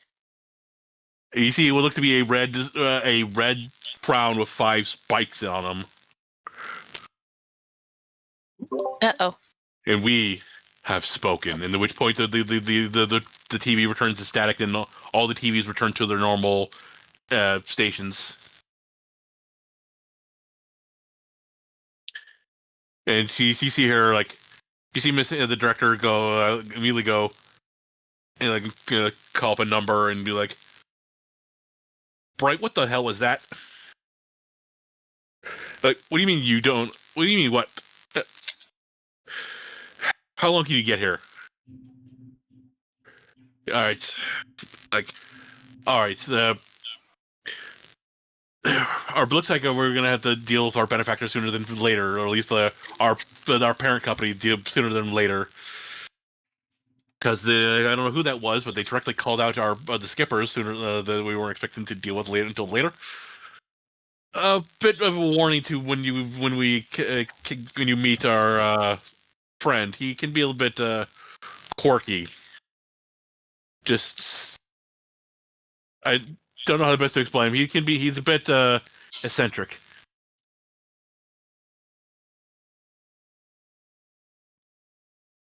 More eccentric than the gentleman in the mask? I don't know who the hell that is, but this guy, the one, at least the one I know, Dr. Bright, who will be coming.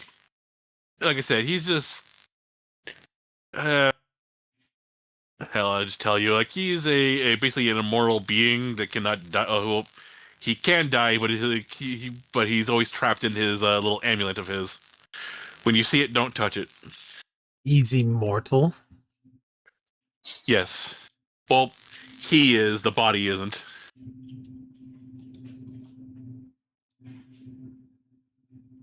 Just a fucking lich. that crown. It's a red crown. You said. Yeah, it's a red crown with 5 spikes. Okay, so not the same symbol I dealt with in that one case, right? No. Okay, just want to make sure. All right. So the only thing I can, the Dr. Hancock will go. The only thing I suggest is to get some sleep, work on the ledger, get some paperwork done, and we'll let you guys know when Bright shows up, whenever that may be. You did a good today. Congratulations. And she'll kind of give you all like a good handshake.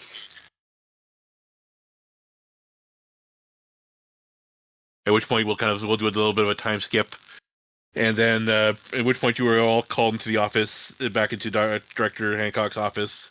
And also by this time, we'll say like a week has passed, and you have successfully cracked the full thing, the full ledger. And by the magnitude of this book, like we're talking about millions of dollars, and this is like the '60s era money too. Yeah, Tied so up- it's I- Money I- to more God. than tied up in this book, Yeah. this one book, like millions of dollars.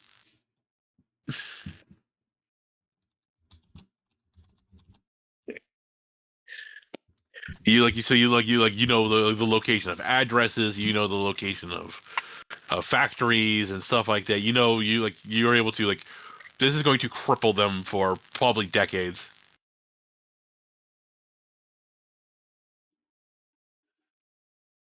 At which point you were called in, and you do see Director Hancock there again, and also you do see next to her talking to her is you do see like the gentleman and kind of like a greenish pants and a normal shirt with a lab coat on, and you do notice a green this golden amulet kind of hanging loosely around his neck. Golden Oh, is this the amulet. kid? Is this like a golden amulet with like this red gem setting in it? You see him looking at all of you, kind of rubbing his hands together. Oh, is this the new kitties? He kind of rubs her brow. Bright, can you please just be normal for 5 minutes? Oh, where's the fun? I'm in that? older than you. He kind of laughs at that. Oh, I highly doubt that. I may look like I'm young, but trust me, I've been around a while. Right. Director Hancock said you were immortal. Does that mean your body is impervious to harm? No. Oh, this meatbag can definitely die. Allow me to properly introduce myself. She looks I- super disappointed at that, by the way. She She's thought like- she had a guinea pig. And when he says that, he kind of lifts the amulet. I'm Dr. Bright, as in this is Dr. Bright. Dr. Bright is I a am- necklace. Huh? Dr. Bright is a cheap piece of jewelry costume. Costume jewelry. How dare you? Cheap? How dare you? And this is a my current ride for the next 30 days. Only 30. 30 days. Yep, every 30 days I got to switch a body. It's annoying as all Do you hell. just make a new one, or do you have to find a homeless person or something? What happens to the body you discard? Well, they're usually buried or cremated. Huh. Usually we do homeless people on death row. What? How do you get a new body? We acquire them. Yeah, so I was asking, do you make your own, or do you have to find a home drifter or something like that? A little column A, a little column B. Sometimes a drifter, sometimes a person on death row. Okay, so you have to. Okay, so. Gotcha. Are they Like in there still? Nope. Once I'm in, and they're dead.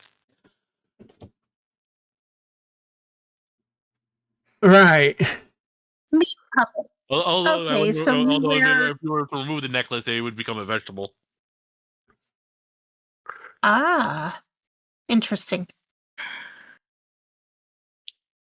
But they are very much dead once I get on them. So don't touch the net. Yeah. So Yeah, so don't the go touching amulet. don't go touching the amulet. But the That's the one become necklace is back to fine. rope. Yeah, but the necklace is fine, just not the amulet. No, I would just stay away from it entirely. Oh yeah, well yeah, of course, but you just want to clarify that. So it looks like you had a certain visitor on TV, It and seems that way. he holds up like a sketch of like what looked to be the crown. And is this the image on the flag? Yes, Oh, that boy. was the image. Well, that's not very good. And he happened to say the first one was blood, right? Correct. I was afraid of that. I was gonna say that. Well, there's no good way to say this, so I'm just gonna say it. We got a very bad terrorist group on our hands right now. One who are looking to another doomsday cult. It looks like.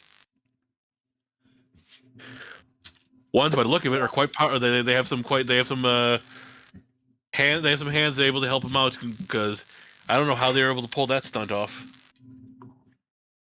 What's their name? We don't know the name of the group, but we don't know who they're worshiping.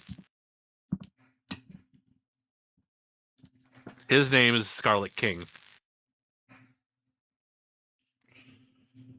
Another king, huh? Yeah, this guy's very bad news.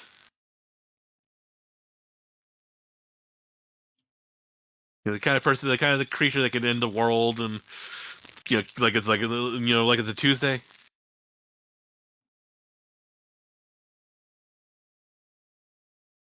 Fascinating. So we're dealing with a world-ending entity that we have to stop.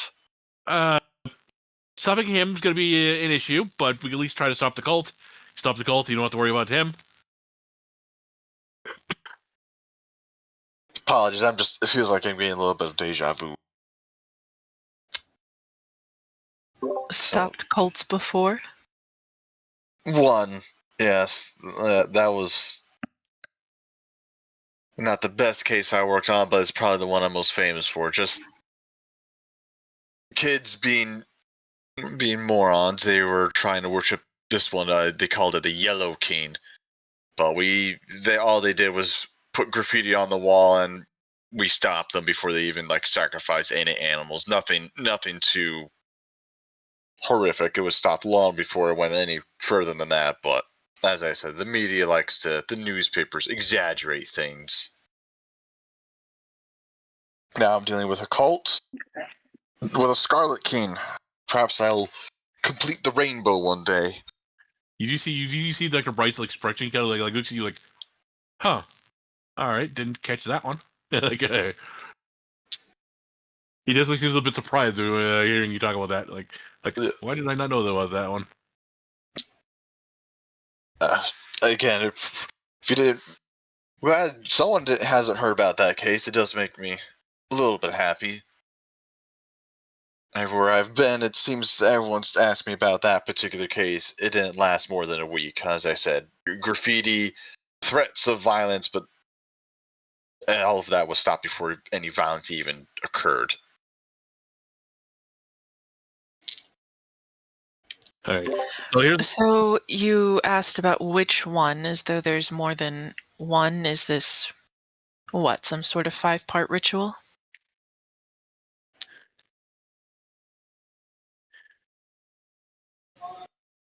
Who was that To Bright. when it comes to the Scarlet King, his thing is pretty straightforward when it comes to what he wants. Well, at least what his followers believe in, and that's a 3-step process essentially, which would like they believe bring him into the world and end it. And well, stage 1 is exactly what the individual said, which is blood.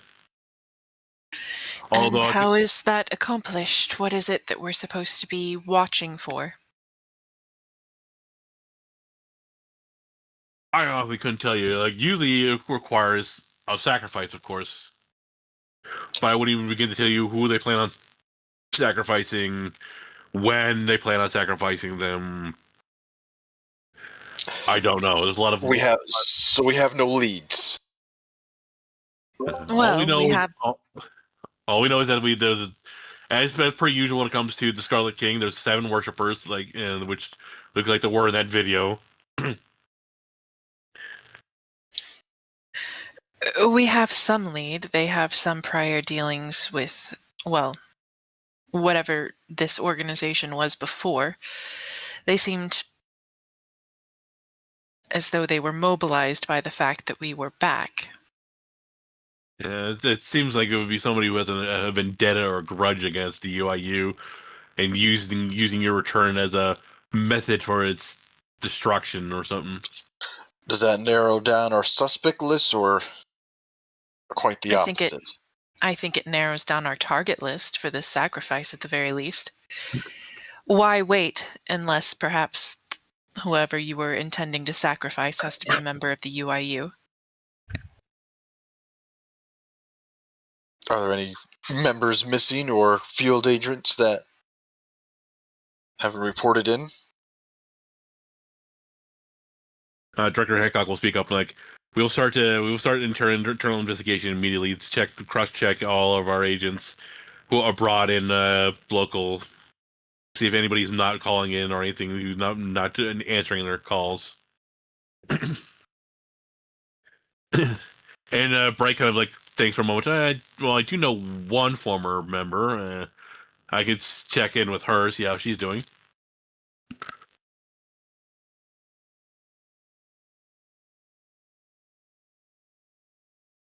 As for the others, I don't know. We probably also will have to check in with former UIU, those people who were still around from the previous UIU generation. What is it you require of us in particular? Well, right now we have 7 criminals who are planning on destroying the very world itself, and they plan on assassinating somebody. I guess right now is the major thing is trying to fan out, trying to find as much information as we can on why they chose now, when the UIU just came back, to strike, and what the connection is between them, and if there's one between them and the Scarlet King, between UIU and the Scarlet King. But right now it's just it would be better checking on all the various members of the UIU, see who's missing, see who's not answering calls, see, getting in touch with previous members, the works.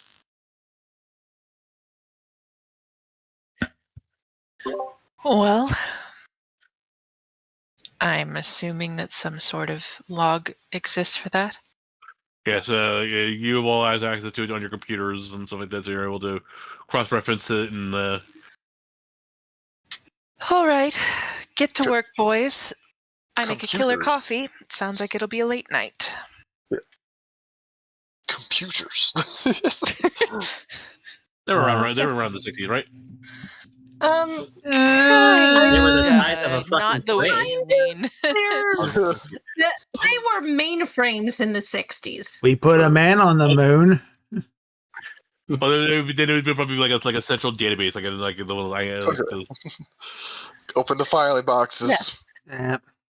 All right, I'm going to grab that Marshall Carter and Dark accounting book. Maybe they sold something to someone at some point. Right. All right, and let's see here for this. Let's see. Computers didn't start to get small until the 70s. Okay, then yeah, they would be like those big ass. It's full Yeah, fucking room. mainframe. Yeah. Proton Stalker's freaking out about the killer coffee line. Thank you. I'm glad somebody caught that. Proton's my new favorite. Yeah. Scarecrow, make a spot hidden.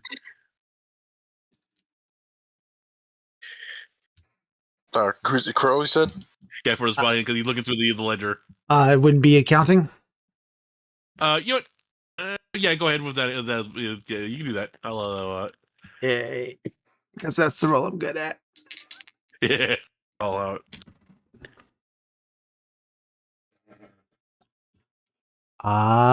That's a 34. That's a half success. Okay, so I'll say you're like as you're looking through and stuff like that, and cross-referencing, you start to notice there are some peculiarities standing out.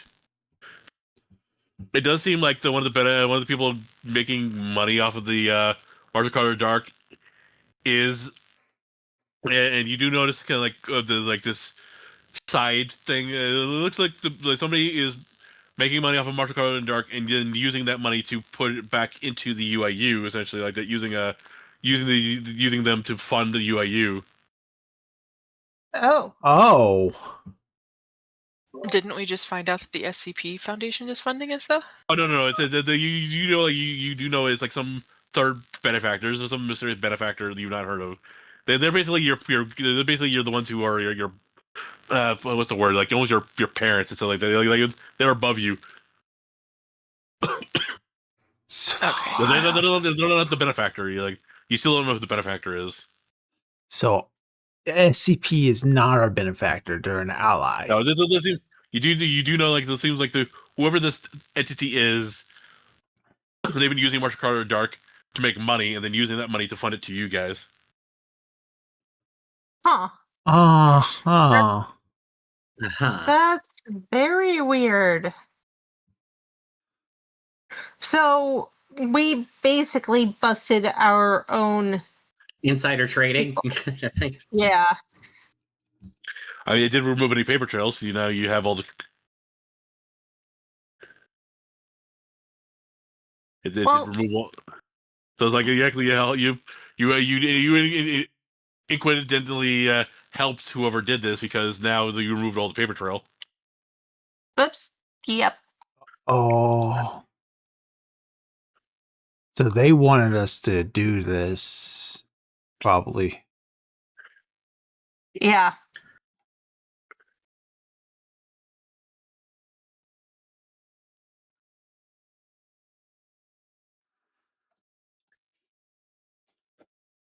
Okay.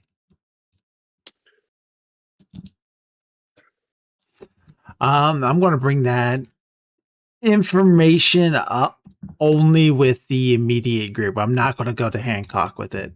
Ooh, okay. Okay, I like that. Because I don't know how high up this goes. How high up the chain does it go?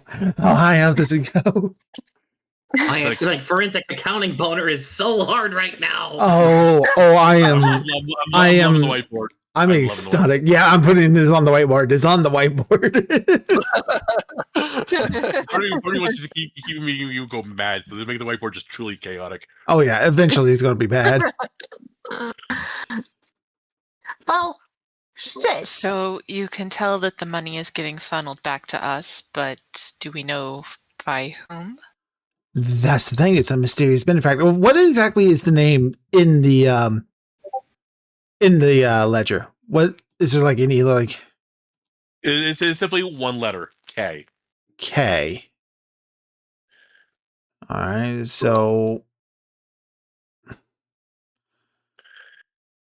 Player knowledge, I have a guess, but yeah. I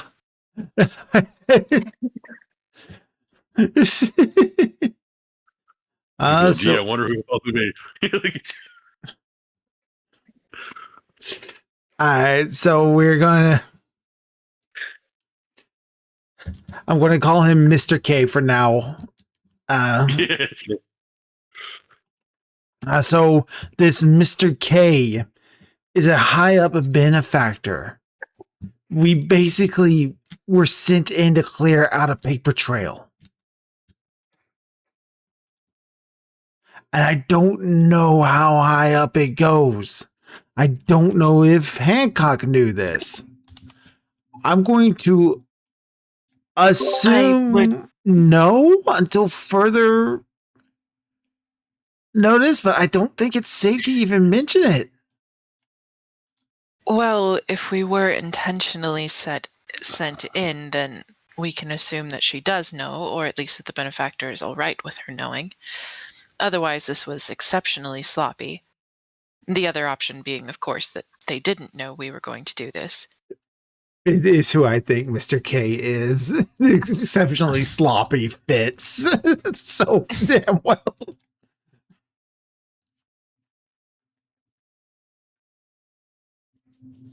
We're thinking of two different characters. Because I was thinking Mrs. K. I was thinking Dr. Contracti.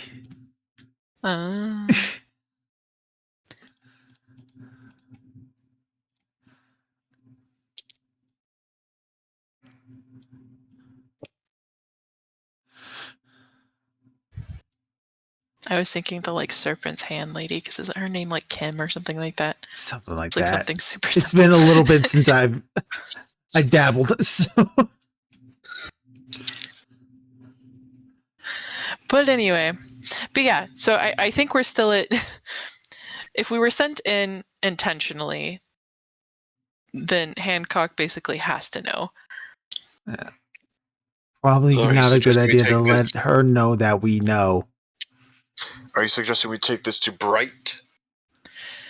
I don't know. But the I thing don't know. Am I able to tell if this K is sending money to the SCP? But this is Marshall Carter Dark Ledger. Why would he tell us that? Here's the thing, though. It wouldn't. If she does know what we found in those ledgers and we don't say anything, Yeah, we'll get in trouble like for not saying anything. I think. The problem is we don't know this organization well to know. and I see who no all players reason to are. trust this Dr. Bright anyway. Evidently, He he seems murders like, people like clockwork. He seems like a rather scrupulous character. We're in a very scrupulous organization, it seems. Well,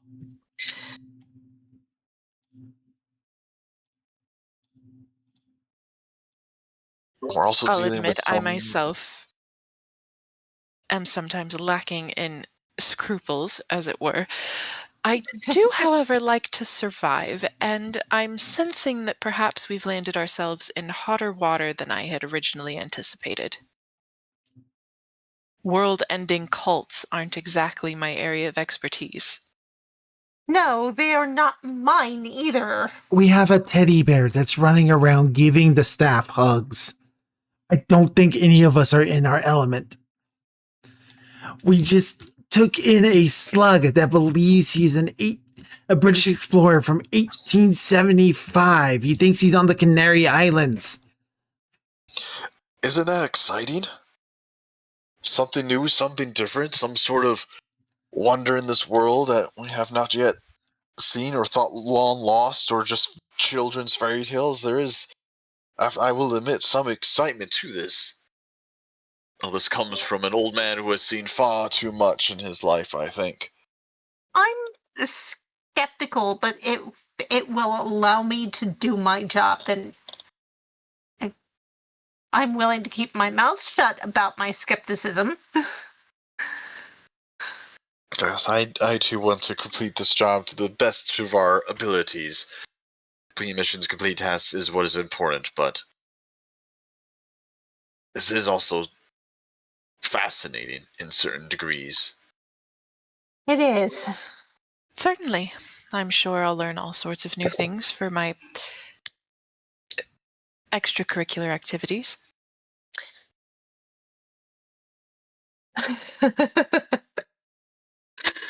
Watching Fro with the whiteboard is.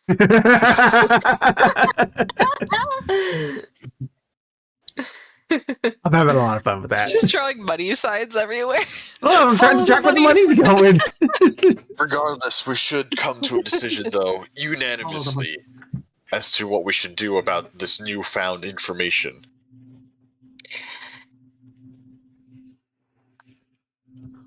I say we keep it secret for now. Is this the time we keep secrets from Yes, each other though? And I think sitting on it is a good idea. If nothing else, there's something to be learned by however Hancock reacts or fails to. Indeed. Frederico, It's like I have no objections to sitting on it for a little bit. A lot of this information is still new. What's today's date in the game? Let's see here. It's been a week since the first, so I'll say it's the 8th Eighth of of November. November. of November. Oh shit! Yeah. This is the most exciting thing that we have done today. I'm sure nothing else historical could happen. Yeah.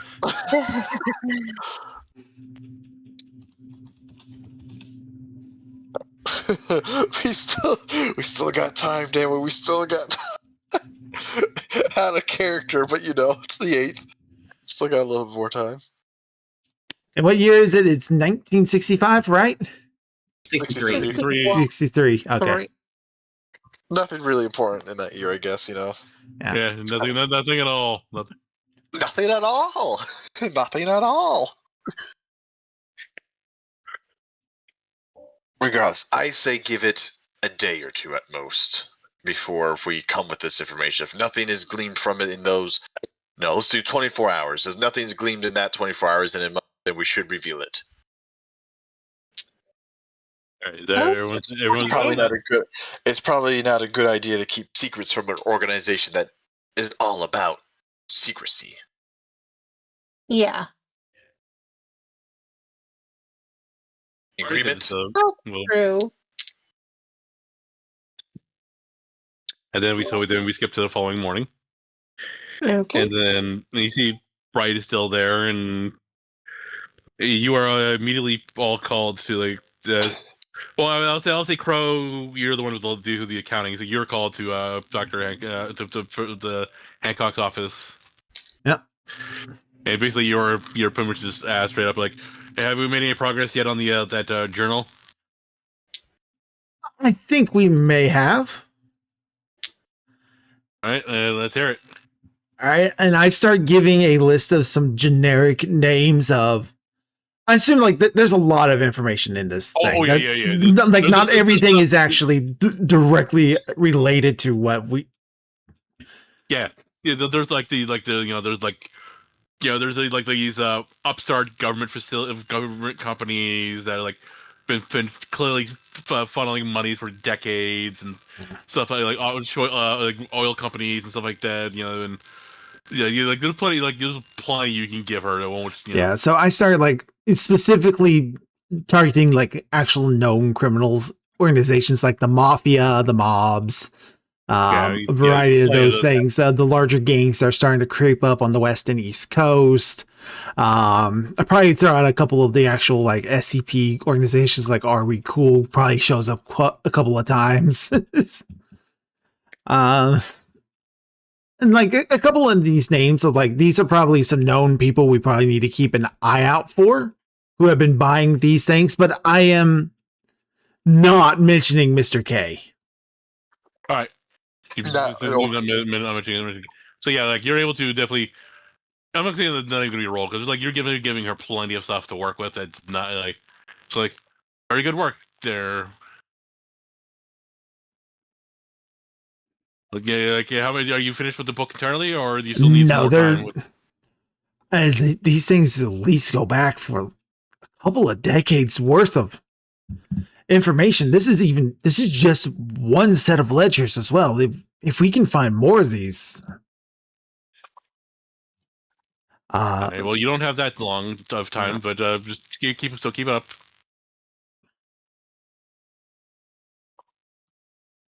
Yeah, I kind of nod. Is there anything else? Anything I should specifically probably keep an eye out for?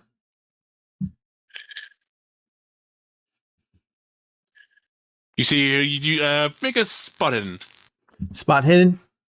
Yeah. All right. Nope.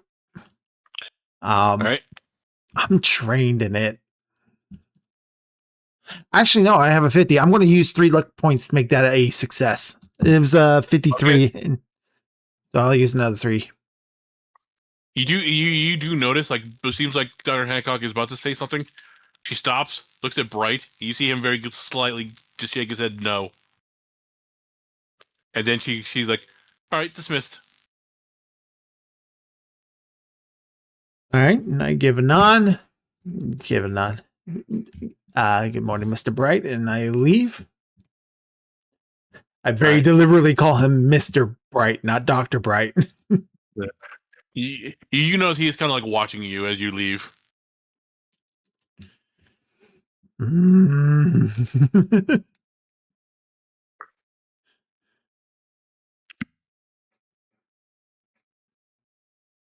I go and find my evil counterpart. Where's Freddy at?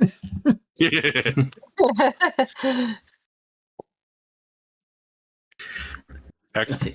I'm not sure exactly where I'd be at this. Oh, you can be at there's the cafeteria. There's your office. There's your your little booth.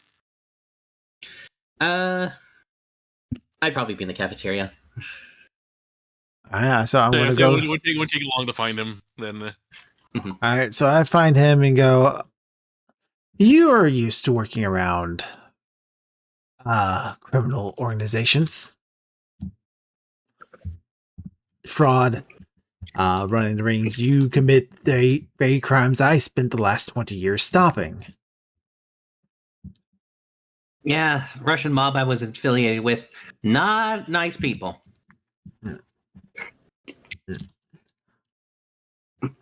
I had no hesitation folding like laundry the moment the feds caught me. I was just called into Hancock's office. Dr. Bright was there. Mr. Bright. Whatever he is. They asked me if I had found anything in the book. I gave them a little bit of a runaround.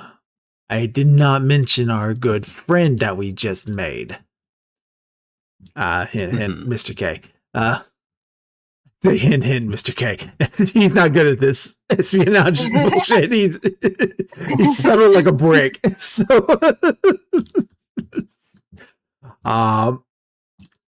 Dr. Hancock seemed like she was going to call me out on, because I asked if there was anything I should be looking for specifically. Dr. Bright kind of gave her a little silent nod to not answer that. Uh-huh.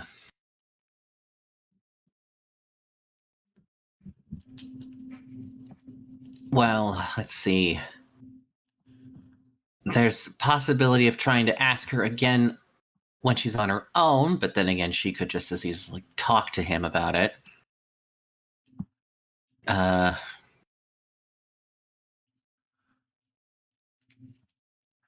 then again, how exactly are you supposed to look into Mr. K on your own when it's like, there's all we've got is whatever's mentioned in the ledgers. Hard to,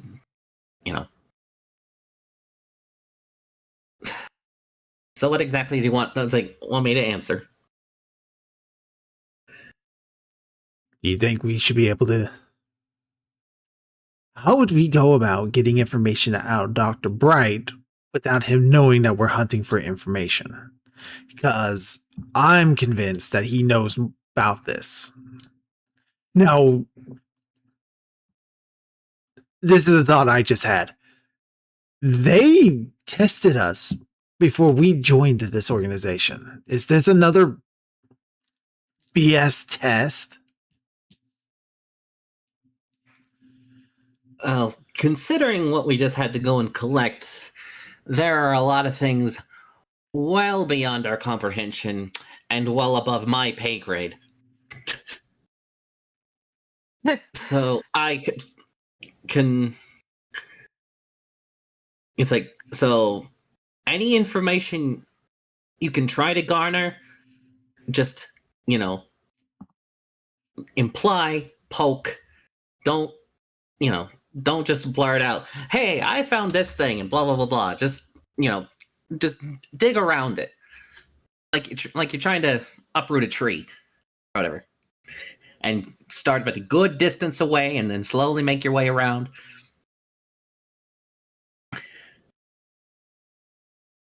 And eventually the whole thing can come up, but what do I know? All right. Slater gives nod. Start at a distance. Working it. All right. I'm gonna go read more of this book.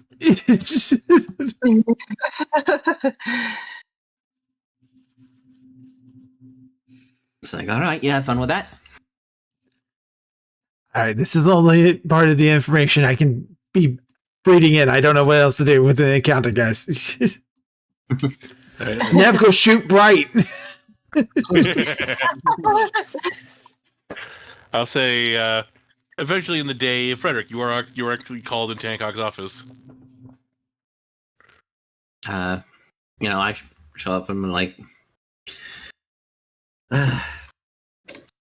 so, can I help you? And as you enter the room, you see Hancock is not there. You see it's just Dr. Bright in there. Ah, Frederick, come on in. I'll have a little chat with you. Okay, what's this about? You see him. He comes walking up to you with a folder. You take some good photos. It basically shows a picture of your mugshot. It's like, I mean, it's like, even with that, I'm not very photogenic, as you can clearly tell. You see him kind of claps a hand on your shoulder. Why don't you cut the bullshit and just tell me what I want to hear? Well, what do you want to hear? I ain't stupid. I've been around quarter centuries. I know when people are lying to me. I have yet to lie about you in terms of anything. All you said is I take pretty good pictures. He reaches to the desk and you see him pull out what looks to be this remote, and he kind of clicks on one of the TVs and it shows the security footage of the cafeteria. Ooh. Okay. You see, I got nothing against your friend. He's a good man. He's a good accountant. But I know when he's hiding something. I know when an honest man is hiding something. You, on the other hand, you're not honest. You're a criminal. And if you were to tell me what he talked to you about, maybe I wouldn't revoke the federal protection on you.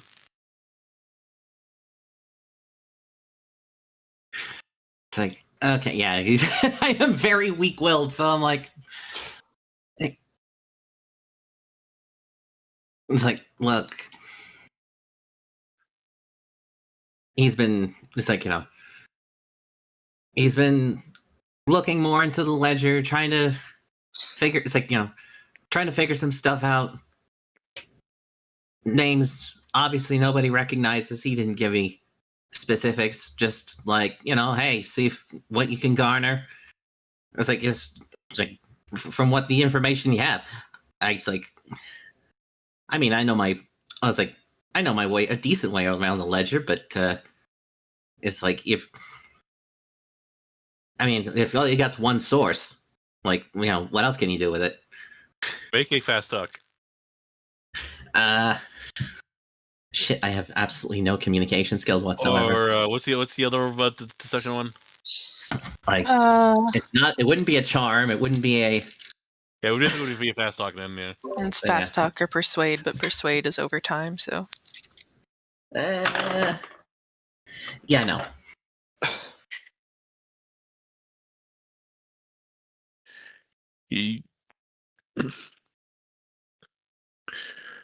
All right, see, he goes, I don't want to have to do this, but you're kind of forcing my hand.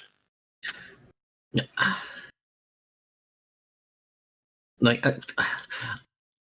right. Let's not get too hasty.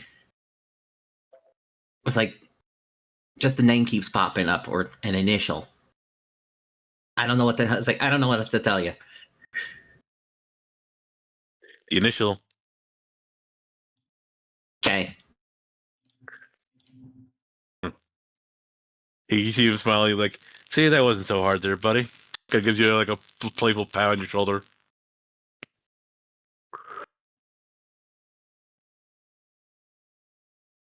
You see him you see him use the Okay, phone. who is he then? Huh? Who is he then? Because you clearly know who he is.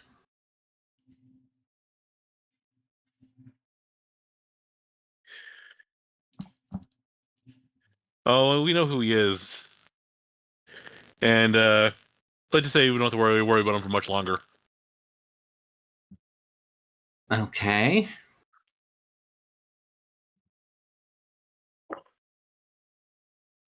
Is it Kennedy? Oh God! Oh God! Oh, is it actually Oh, for fuck's sake! Oh, no.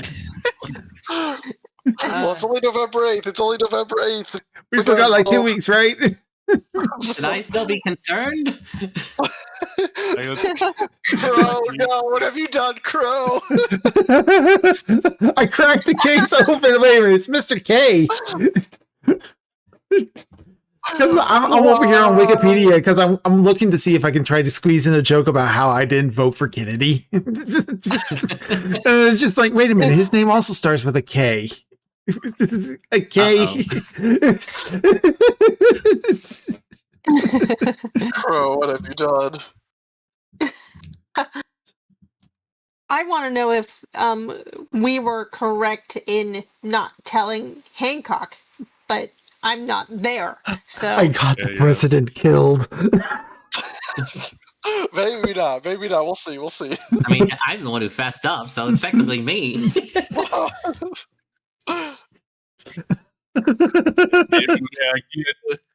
It's around like as you guys are like continuing looking through the ledger and doing your own things. Does anyone else have anything this day they wanted to do?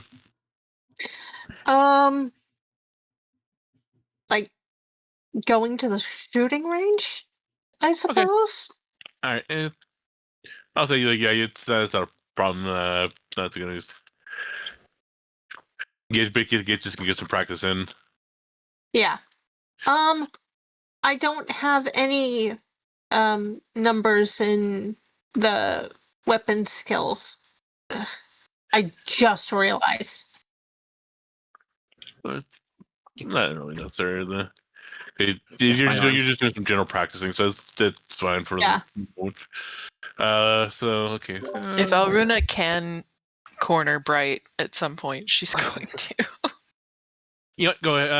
I'll say like you do notice like it's getting like to that point of the day where you like, and you notice like he is like quickly look like he's quickly leaving. Excuse me. He's in a hurry to get out of there. Okay, yeah, she will kind of like try to catch up with him. Dr. Bright, a word? Yeah. Yes. Miss, what can I help you with?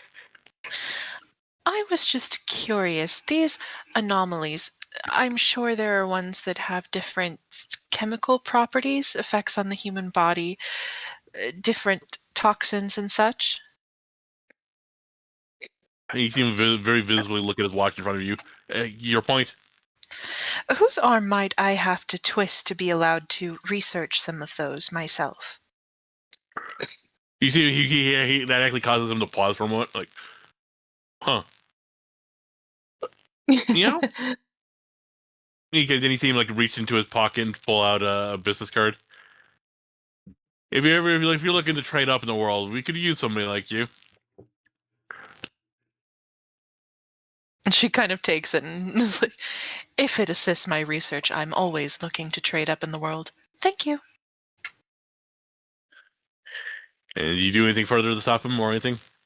No, if he gave her the business card, she'll let him go about his business. Yeah. And it is the SCP logo, which yeah. I assumed. Yeah. Alright, and then he leaves, and then that's the end of that business day. Nothing else up. And then okay, so I'll say it is then the following day. Hopefully that's the right. Trying to keep track of the days in my little thing here. And now you see like the Dr. Bright is not there in the UIU today. And you see that Dr. Hancock is also kind of like staying in her office. Not really coming out. At which point you do guys let's see here. Who would be the most likely? Nick. Yes. Your desk, you get a phone call. Oh, okay. Hello?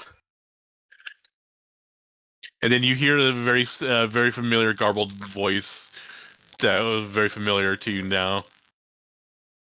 And he says, and you hear the guy say, you know, I'd be careful if I were you. You know, an old soldier nearing the end. If I wasn't too careful, they might just send you out to pasture, and without even so much as a golden watch to your name. Well, I would be quite ashamed, but I would also be quite remiss if I did not have at least one last hurrah before I retire in that field, on that farmstead, sitting on the porch, counting sheep. You want to know what loyalty gets you in the end? Their agent. Tell me. Just so you know, I'm also writing that every saying too. Yeah. Just to Like keep a record of it. and the voice gives you an address. Oh. I take it Why this don't you is go ahead and pay that a visit and see what loyalty gets you? I'm going to assume this is not some trap for me to fall into. As you said, an old soldier. I've been around this bush quite a few times, Mister. You hear the line go dead. Fair enough.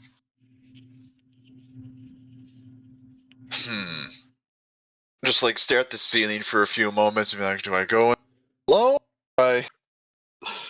Someone else know? Who else is in the room? Is there like any secretaries? Everybody's there. Like you guys are in cubicles, but it's kind of like one of those open concept, open floor where like everybody can see each other, but like you guys are on like a little private desk, but really it's not private at all because everybody's like you just stand up and you can see everybody. Yep.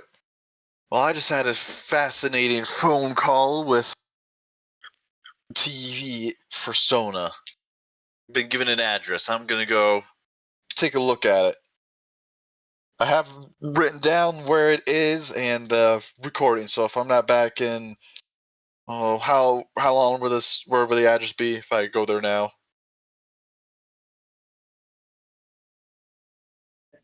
Is it like a short stop from here, or or am I like going to be gone for hours? Just to give them a time frame of like I'm back in a few hours. Help.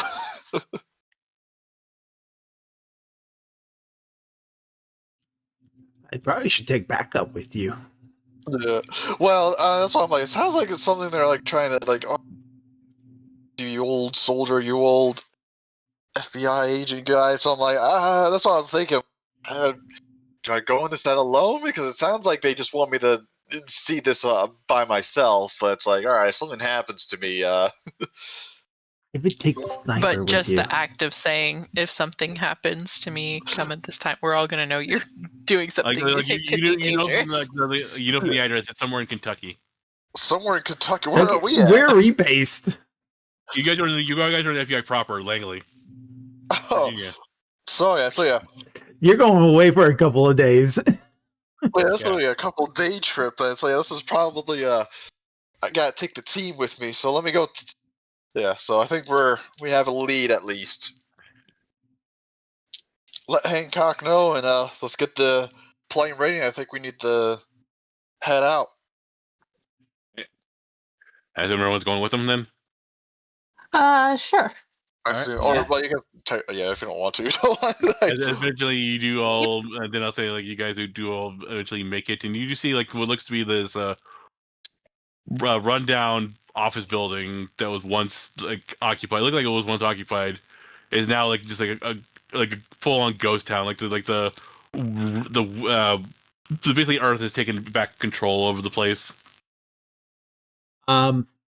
Real quick, They were- Mr. Gargle voice. He had an American mask, right? Yeah, it was basically like the purge mask, but like red, white, and blue. Okay. That one will do, I guess. For the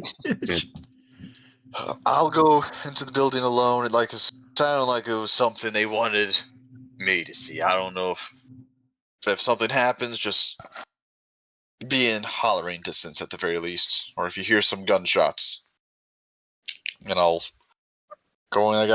I'll do the police saying the flashlight on the shoulder. I do have a shotgun, but pistol does almost the same damage anyway. So I'll pistol flashlight on the shoulder with one of those nice police ones, and I'll go into the. Oh wait, no, I need my cane though. Well, you know where the pistol is. So cane flashlight, just all into the building, and like I said, make sure you guys are in hollering distance. Station yourselves accordingly, kind of thing. I have no idea what to expect. Effectively, that is what you're like. Oh. Huh. It was like close enough. Okay, you do see it was like I said, what was once like an office building and stuff like that, and you start to notice like where you like kind of crumple some leaves when you enter the lobby, and you see kind of brushing the leaves aside. You do see the Central Bureau of Investigations, like the plaque in the center of the floor. our mortal Bureau enemy, of- the CIA. No, I said that wrong. The Federal Bureau of Investigations is not the CIA, the Federal Bureau. It's our mortal enemy, other FBI agents. I was gonna say, would I know of this location then? Would the address have sparked any memories or anything like that? I've been working for them for. I'll say like from what you're able to determine and stuff like that from those locations like that, from what you were like able to determine because of your age, this was where the attack happened, where that attack happened. The potato attack. I see. See, We don't- they were based in Tennessee in that game. Oh no, the Tennessee, my mistake. I thought it was Kentucky. It was some sort of mistake. But let's see, then you're Tennessee then. Okay, quick. Boom. We just been going somewhere in time and space to Tennessee now. Same bill, different state. What SCP Alright, is so that? that's But yeah, so you're able to then like. And do you notice at the end of the hall there is what looks to be a plaque, and you do notice that it's like covered in stars.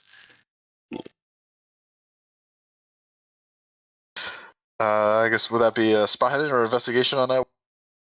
But I guess spot hidden because no investigation. Okay, just to look at it. So Yeah, just look at it. You're like, and you're shining your flashlight on it, so it's not gonna be a hard check. Yeah, I'll roll one too. fucking 3. What the fuck, man? Yeah. Yeah, like, you notice, like you start to like, you do see like it, like to the fallen heroes, may their spirits find peace. And you see like various names that like at least you heard of. You see like the director Cromwell, Cornwell Ralph got Myers. gang. Huh? Cornwell died. Yeah, I think I specifically said he was one who went out. Yeah. And like I feel so weird. It's like me going back to investigate crimes from a different your former crime character. scene, yeah. Let's see what what a different character I played caused. Yeah, he did this. Anyways, yeah. So going down the list, I'll write all the names, but it is like stars. You said though. Yeah, like there's a star for everybody who lost their lives in that attack. So that implies that even though the building was almost destroyed, they still tried to repair it. They were able to. It sounds like that's what you're starting to figure out, that they were trying to rebuild and basically repair. Then, for some reason, the project was shut down. I guess investigate further into the building. Right. Is anyone going to join you at this time, or are you going to continue on your own? Once I see that the coast is kind of clear, I'll wave them in, kind of thing. Like, there's no sign of anyone to be like, ah. All right. Yeah, you're able to, like, you. Like, I am. just a quick signal with the flashlight, like click off, click on, kind of thing. If that makes it easier, and I'll point to the black. Betty will keep an eye out. She'll stay alert because this place is deserted. Yep, it is. Slater is like slow shuffle feet forward, like gun out. He's like shaking like crazy. He's like Immediately, Slater just grabs Slater by the shoulder. All right, boy. I like your enthusiasm. But put the gun away. We were invited here by. It's unnecessary, and I don't want you to trip and fall, and the gun goes off. Remember, they were asking me to be here alone. I don't know how far I can push this. Besides, While you're looking at me here, you notice I haven't even taken the safety off the gun. Yeah, the finger off the trigger. Okay. How often have you been at the shooting range? He actually has a 40. That's a 40 in firearms. He's not a terrible shot. Not terrible. Well, the thing. Yeah, like, there's the difference between shooting at a target and shooting at a living person. Yeah. You're just nervous. Steady the nerves, and I will show him the safety. I'll unclick it. Now it's dangerous. Put it in your holster, though. As I said, if something were to happen, then pull the gun out. But until then, I think at this point, it is just an investigation of a building. I have not seen sign or hair of anything here yet. He Actually, puts it away. I will do a quick. What would it be? Survival, just to check to see if, like, I was crushing leaves and whatnot. Was the anything disturbed in recent days or hours or anything like that? Yeah, you can go ahead and make a survival. What about a spot hidden? Would that work more? Yeah, you can go ahead and make a spot hidden as well. Okay. 20. That's just a normal success, I assume? My survival is 41.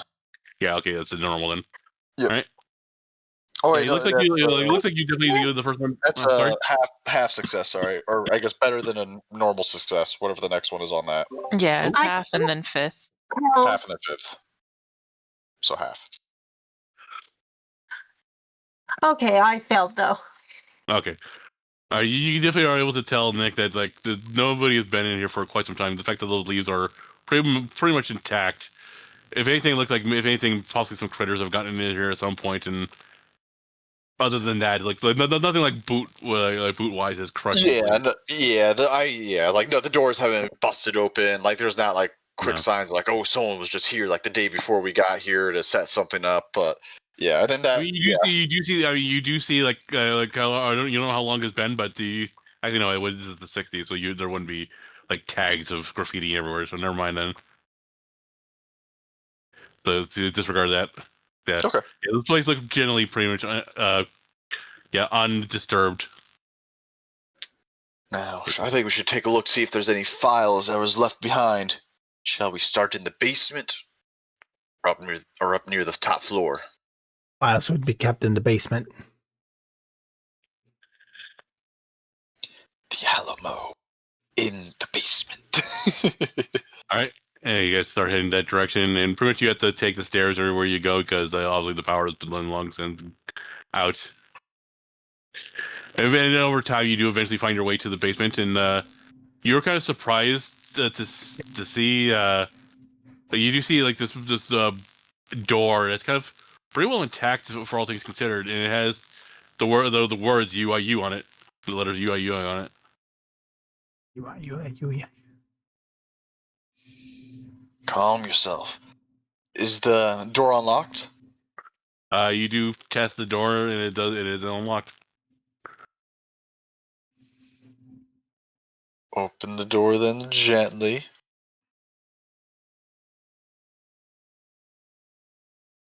All right, and from what you can see with the with the light of the flashlight, it looks like to be there's some figures sitting in the chairs at the various desks.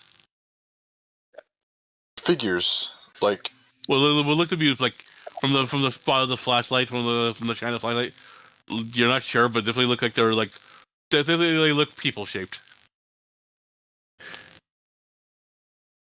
If anyone was down here, they're very dead now. Not afraid of a skeleton, are you? She'll Well, push past them and go in. No, well, of course not. hold Oh, on. it's Well, the not shine like the we just flashlight learned. people shape, but yeah, the flash shape on them is the All right, you shine the flashlight directly on them. You do see that they are mannequins. yeah. That does not make it better. I You know too do notice, much. and you notice the three tables and the three desks in question are covered in like little paperwork and like newspaper articles and stuff like that. You see like you do see like one who would be like this Ralph Rogers character, like these missing persons reports. These like yeah, this person went missing in was missing in action. Like on one random day, and then all of a sudden, like just people just stopped caring, and then no one really gave much of a crap about him. And then he's been declared legally dead. Oh my gosh, I really want to try and figure out a way to put together that he was the one that did it. That'd be so funny. I don't know what that would be though. It is And interesting. then another one, the next one you see is this female mannequin, which the name says Ren Pierce, and you do see what looks to be these photos of her outside of some facility of some kind. You're unsure where this is. However, you do distinctly see in one of the photos, she's standing next to a man with a gold amulet on his neck, and she's too is wearing a similar lab coat.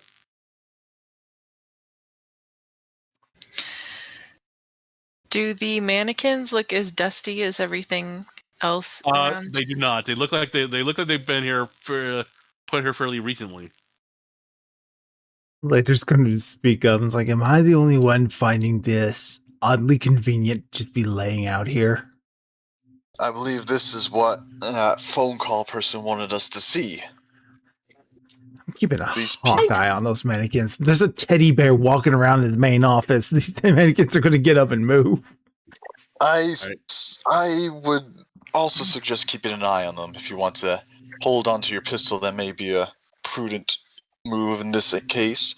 So we have Ralph Rogers, Rene Pierre, and then last but not least, You see one for like a John Smith, and then you see what looks to be these piles upon piles of what look to be failed psyche evals.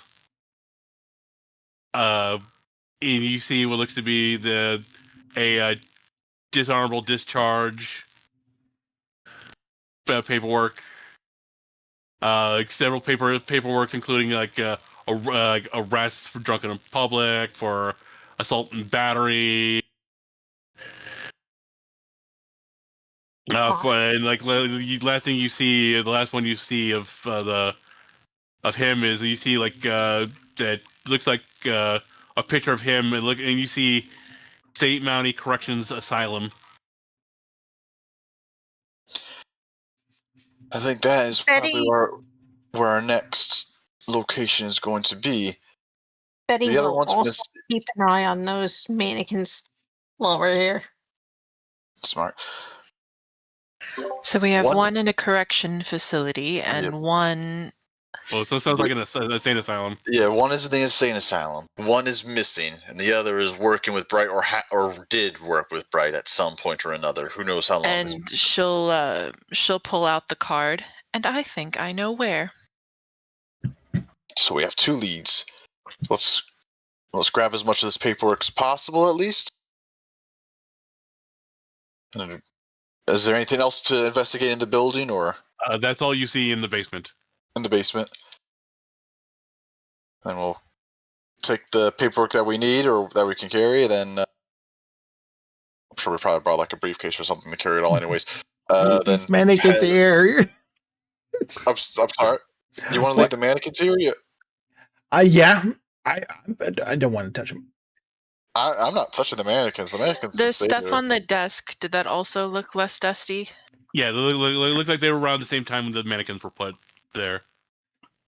Yeah, so that's why I'm like, yeah, the mannequins can stay. We don't need the mannequins, but the paperwork is the more important thing because we know where there's a conspiracy afoot here, and these are She our will prime kind suspects. of cock her head to the side, though, and be like, if the intention was to give us leads about what happened here, why is there a third for a man who's dead? Presumed dead. I think we can presume not. After all, there were a lot of people who died in this accident. None of them are included in this little setup. According to the dates, this Ralph Rogers was missing before the accident occurred. I'm going to look through the stack of papers. Is there like any connection between these three presented in the paperwork? Also, real quick, I hate to break us out of the characters, but everybody welcome Renigma into the chat. This is his first time ever here on the YouTube side of things. He's the new artist for Red Squirrel. Oh, Awesome. Cool. Oh, nice. Welcome. welcome. Hope you're doing well. Hope you enjoy the game. From what you're able to tell is that they look like, well, it's the fact that they're all together gives you the impression that they definitely worked together. All right. Yeah, so I make a note, check in on what cases they worked on together and how long they worked for the UIU. Perhaps there's more information on the upstairs. If paperwork was left here deliberately, there has to be paperwork that could have been left behind undeliberately from the UIU itself. This was clearly our man on the phone. All right. So you go up to the top floor, and eventually you do see what looks to be Detective Director Cromwell's office. And unlike the others in the basement, you do see this one. It looks like somebody poured gasoline on it and lit it on fire. Oh. Okay. So this one was. So they were one step ahead of us. It looks like they want us to find the information they wanted us to find. Possibly destroyed other evidence in here.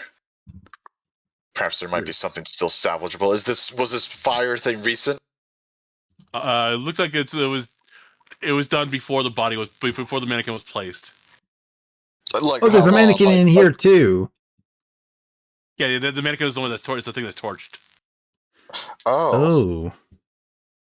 so there's a man. So not the room itself. The mannequin is torched.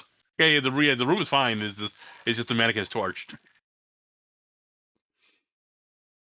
Does it look like he was torched in the room, or was he torched separately then put here?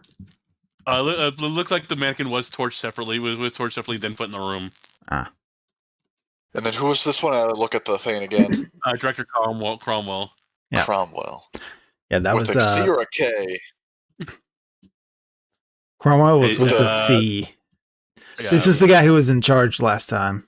Yeah, this is Yeah. the one who got killed. Yeah, but I just wanted to make sure. You do see various paperwork. However, you do make a distinct notice that the paperwork is distinctly lacking here as opposed to the rest. I want everybody to make whoever's checking the desk to make a spot hidden. Okay. I'm just kind of roaming around, so I'll roll one. Not hidden. Nope. 29 regular success. So normal success. Anyone else looking, or is it just them? I guess I'll look too. Yes, I failed. Yeah, I mean, if we're all looking, that's fine. Yeah. Let me know if we 26. which failed. is a half success. All right. And I got 81. I see nothing. I got a bit of dust in my eye. Hold on. I think you're more focused on the mannequin. He said he wasn't taking his eyes off the mannequins, and he meant it. Let me know if you guys find a desert eagle with almost limitless ammunition. I'll say, Saren, as everyone's going through the paperwork and stuff like that, you do see this Polaroid that kind of catches your attention. And in the distance of this Polaroid, you can see what looks to be this woman with pink hair. Da da da da. All my past characters are making a cameo. And as you kind of look at this photo, you do see the like, you don't know if your eyes are playing tricks with you or something like that. You do see she turns towards you and puts a finger to her lips. She'll blink a couple times, but she will indeed stay quiet.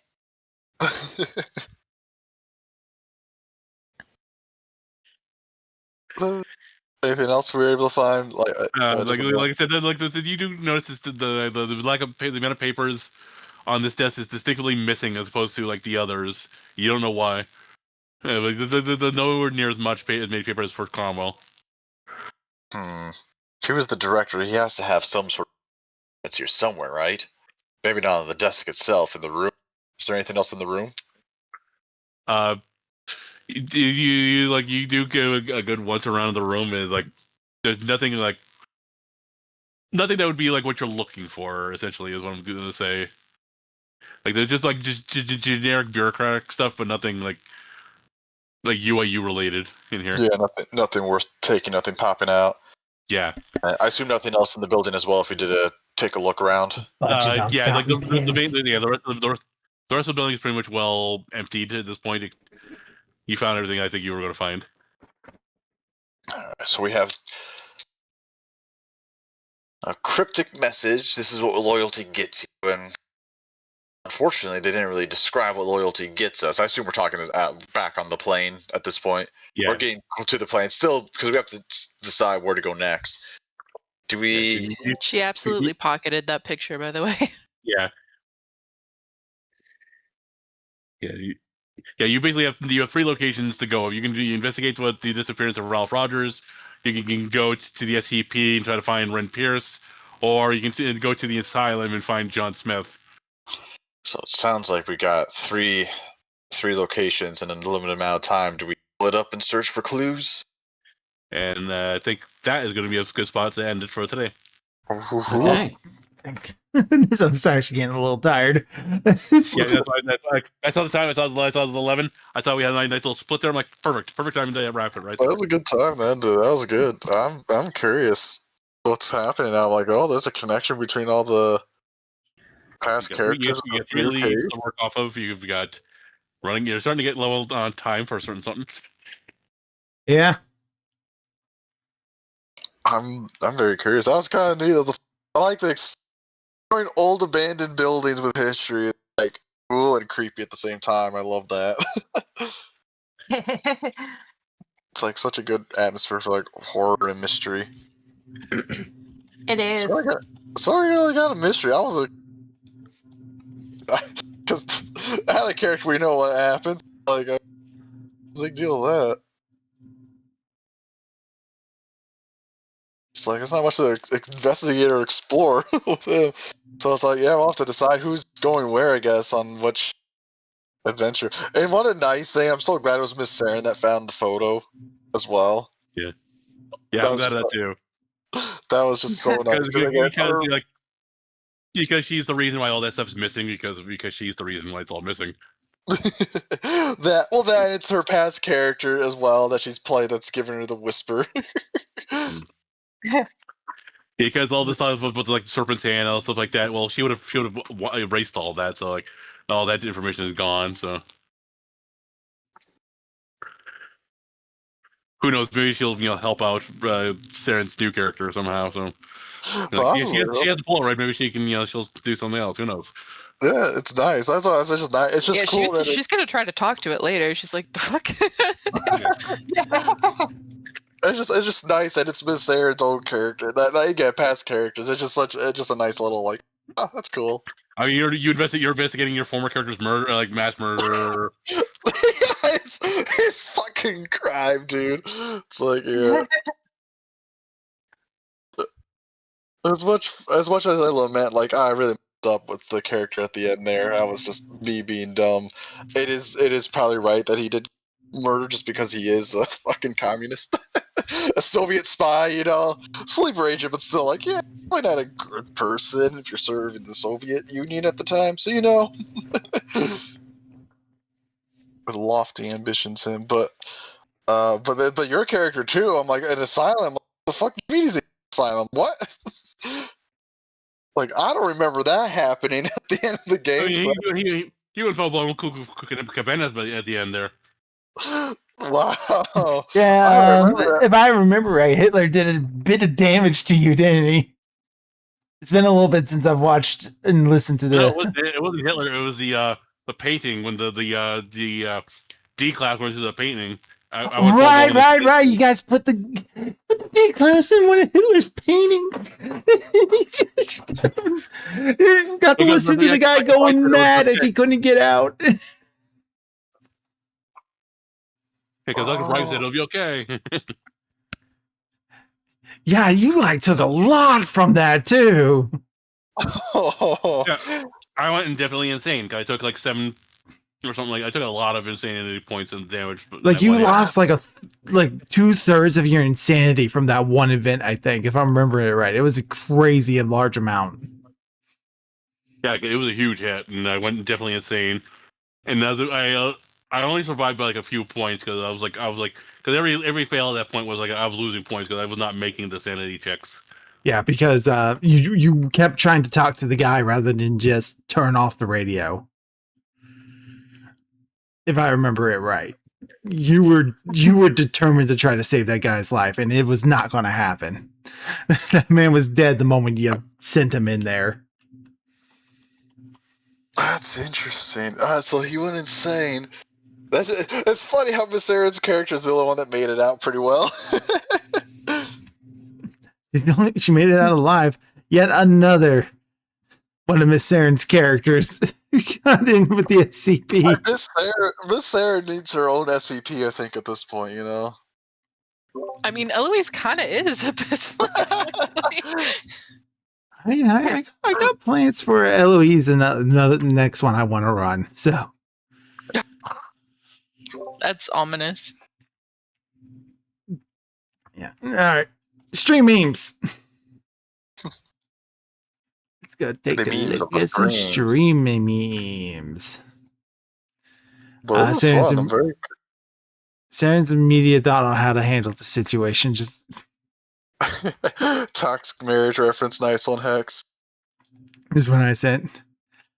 Keep calling you a slug, even though you're obviously Lord Theodore Thomas Blackwood, gentleman and explorer. Annoyed to see slug noises. So funny. Abusive. Oh, my board. It was the 5-point crown. Gotcha. Follow the money. Yeah. Yep. I don't know why it clicked like that. You and Bright were talking, and Bright's like, "Don't worry, he won't be a problem much longer." And it's like, "Oh no, it's Kennedy's embezzling money." What have you done? No. No, what have you both done? Was I the only one who had the thought, or was I just the one who voiced it? Did anybody else immediately have the thought? Surely I wasn't alone. No, I didn't think of that. I don't think I thought of it until you said something. Then it kind of oh right, that would make sense. I'm very interested in what you got going on here, Amish. I am intrigued. Yeah, me too. I am invested. I He's am got front row seats. I'm tingling with excitement, and I'm hoping I stay sane long enough to enjoy it. Yeah, I'm just curious. We got to decide who's do these investigations. I think we need to split up the team. Oh yeah, that's what I'm saying. We got to split up the team for this, but just like who's going where? Do we do? Well, I think Miss Theron has to pursue her own character at this rate because she also has the badge too. So or Yeah. the card. Yeah, I got the card more or less inviting me, right? So Yeah. Yeah, so you got the invite, and it is your own character, so that makes sense. you can keep going after your own character. I know, that's what I'm saying. Do we just keep going after them? I don't know. That it's like, would that be more fun? I have no idea. The question is, in that case, where did me and Neff go? Neff wasn't there, and I was running the game. So, well, that's why I was like, what Hex? Don't forget Hex. That's why I was like, who goes? I'm just you could just throw me in wherever. So. You're going to be digging up a dead man. I was about to, well, there's no damn way this doesn't end with Hex digging up a corpse. Well, it's weird because there's nothing for Rogers. It's like that's just done. It's like, oh, okay. Oh right, no. Next character is the one who's dead. Amish's character's the insane one. That's why I'm like, was Hex in the UIU game? No, I wasn't. No, you it was just weren't. the three of That's us. right.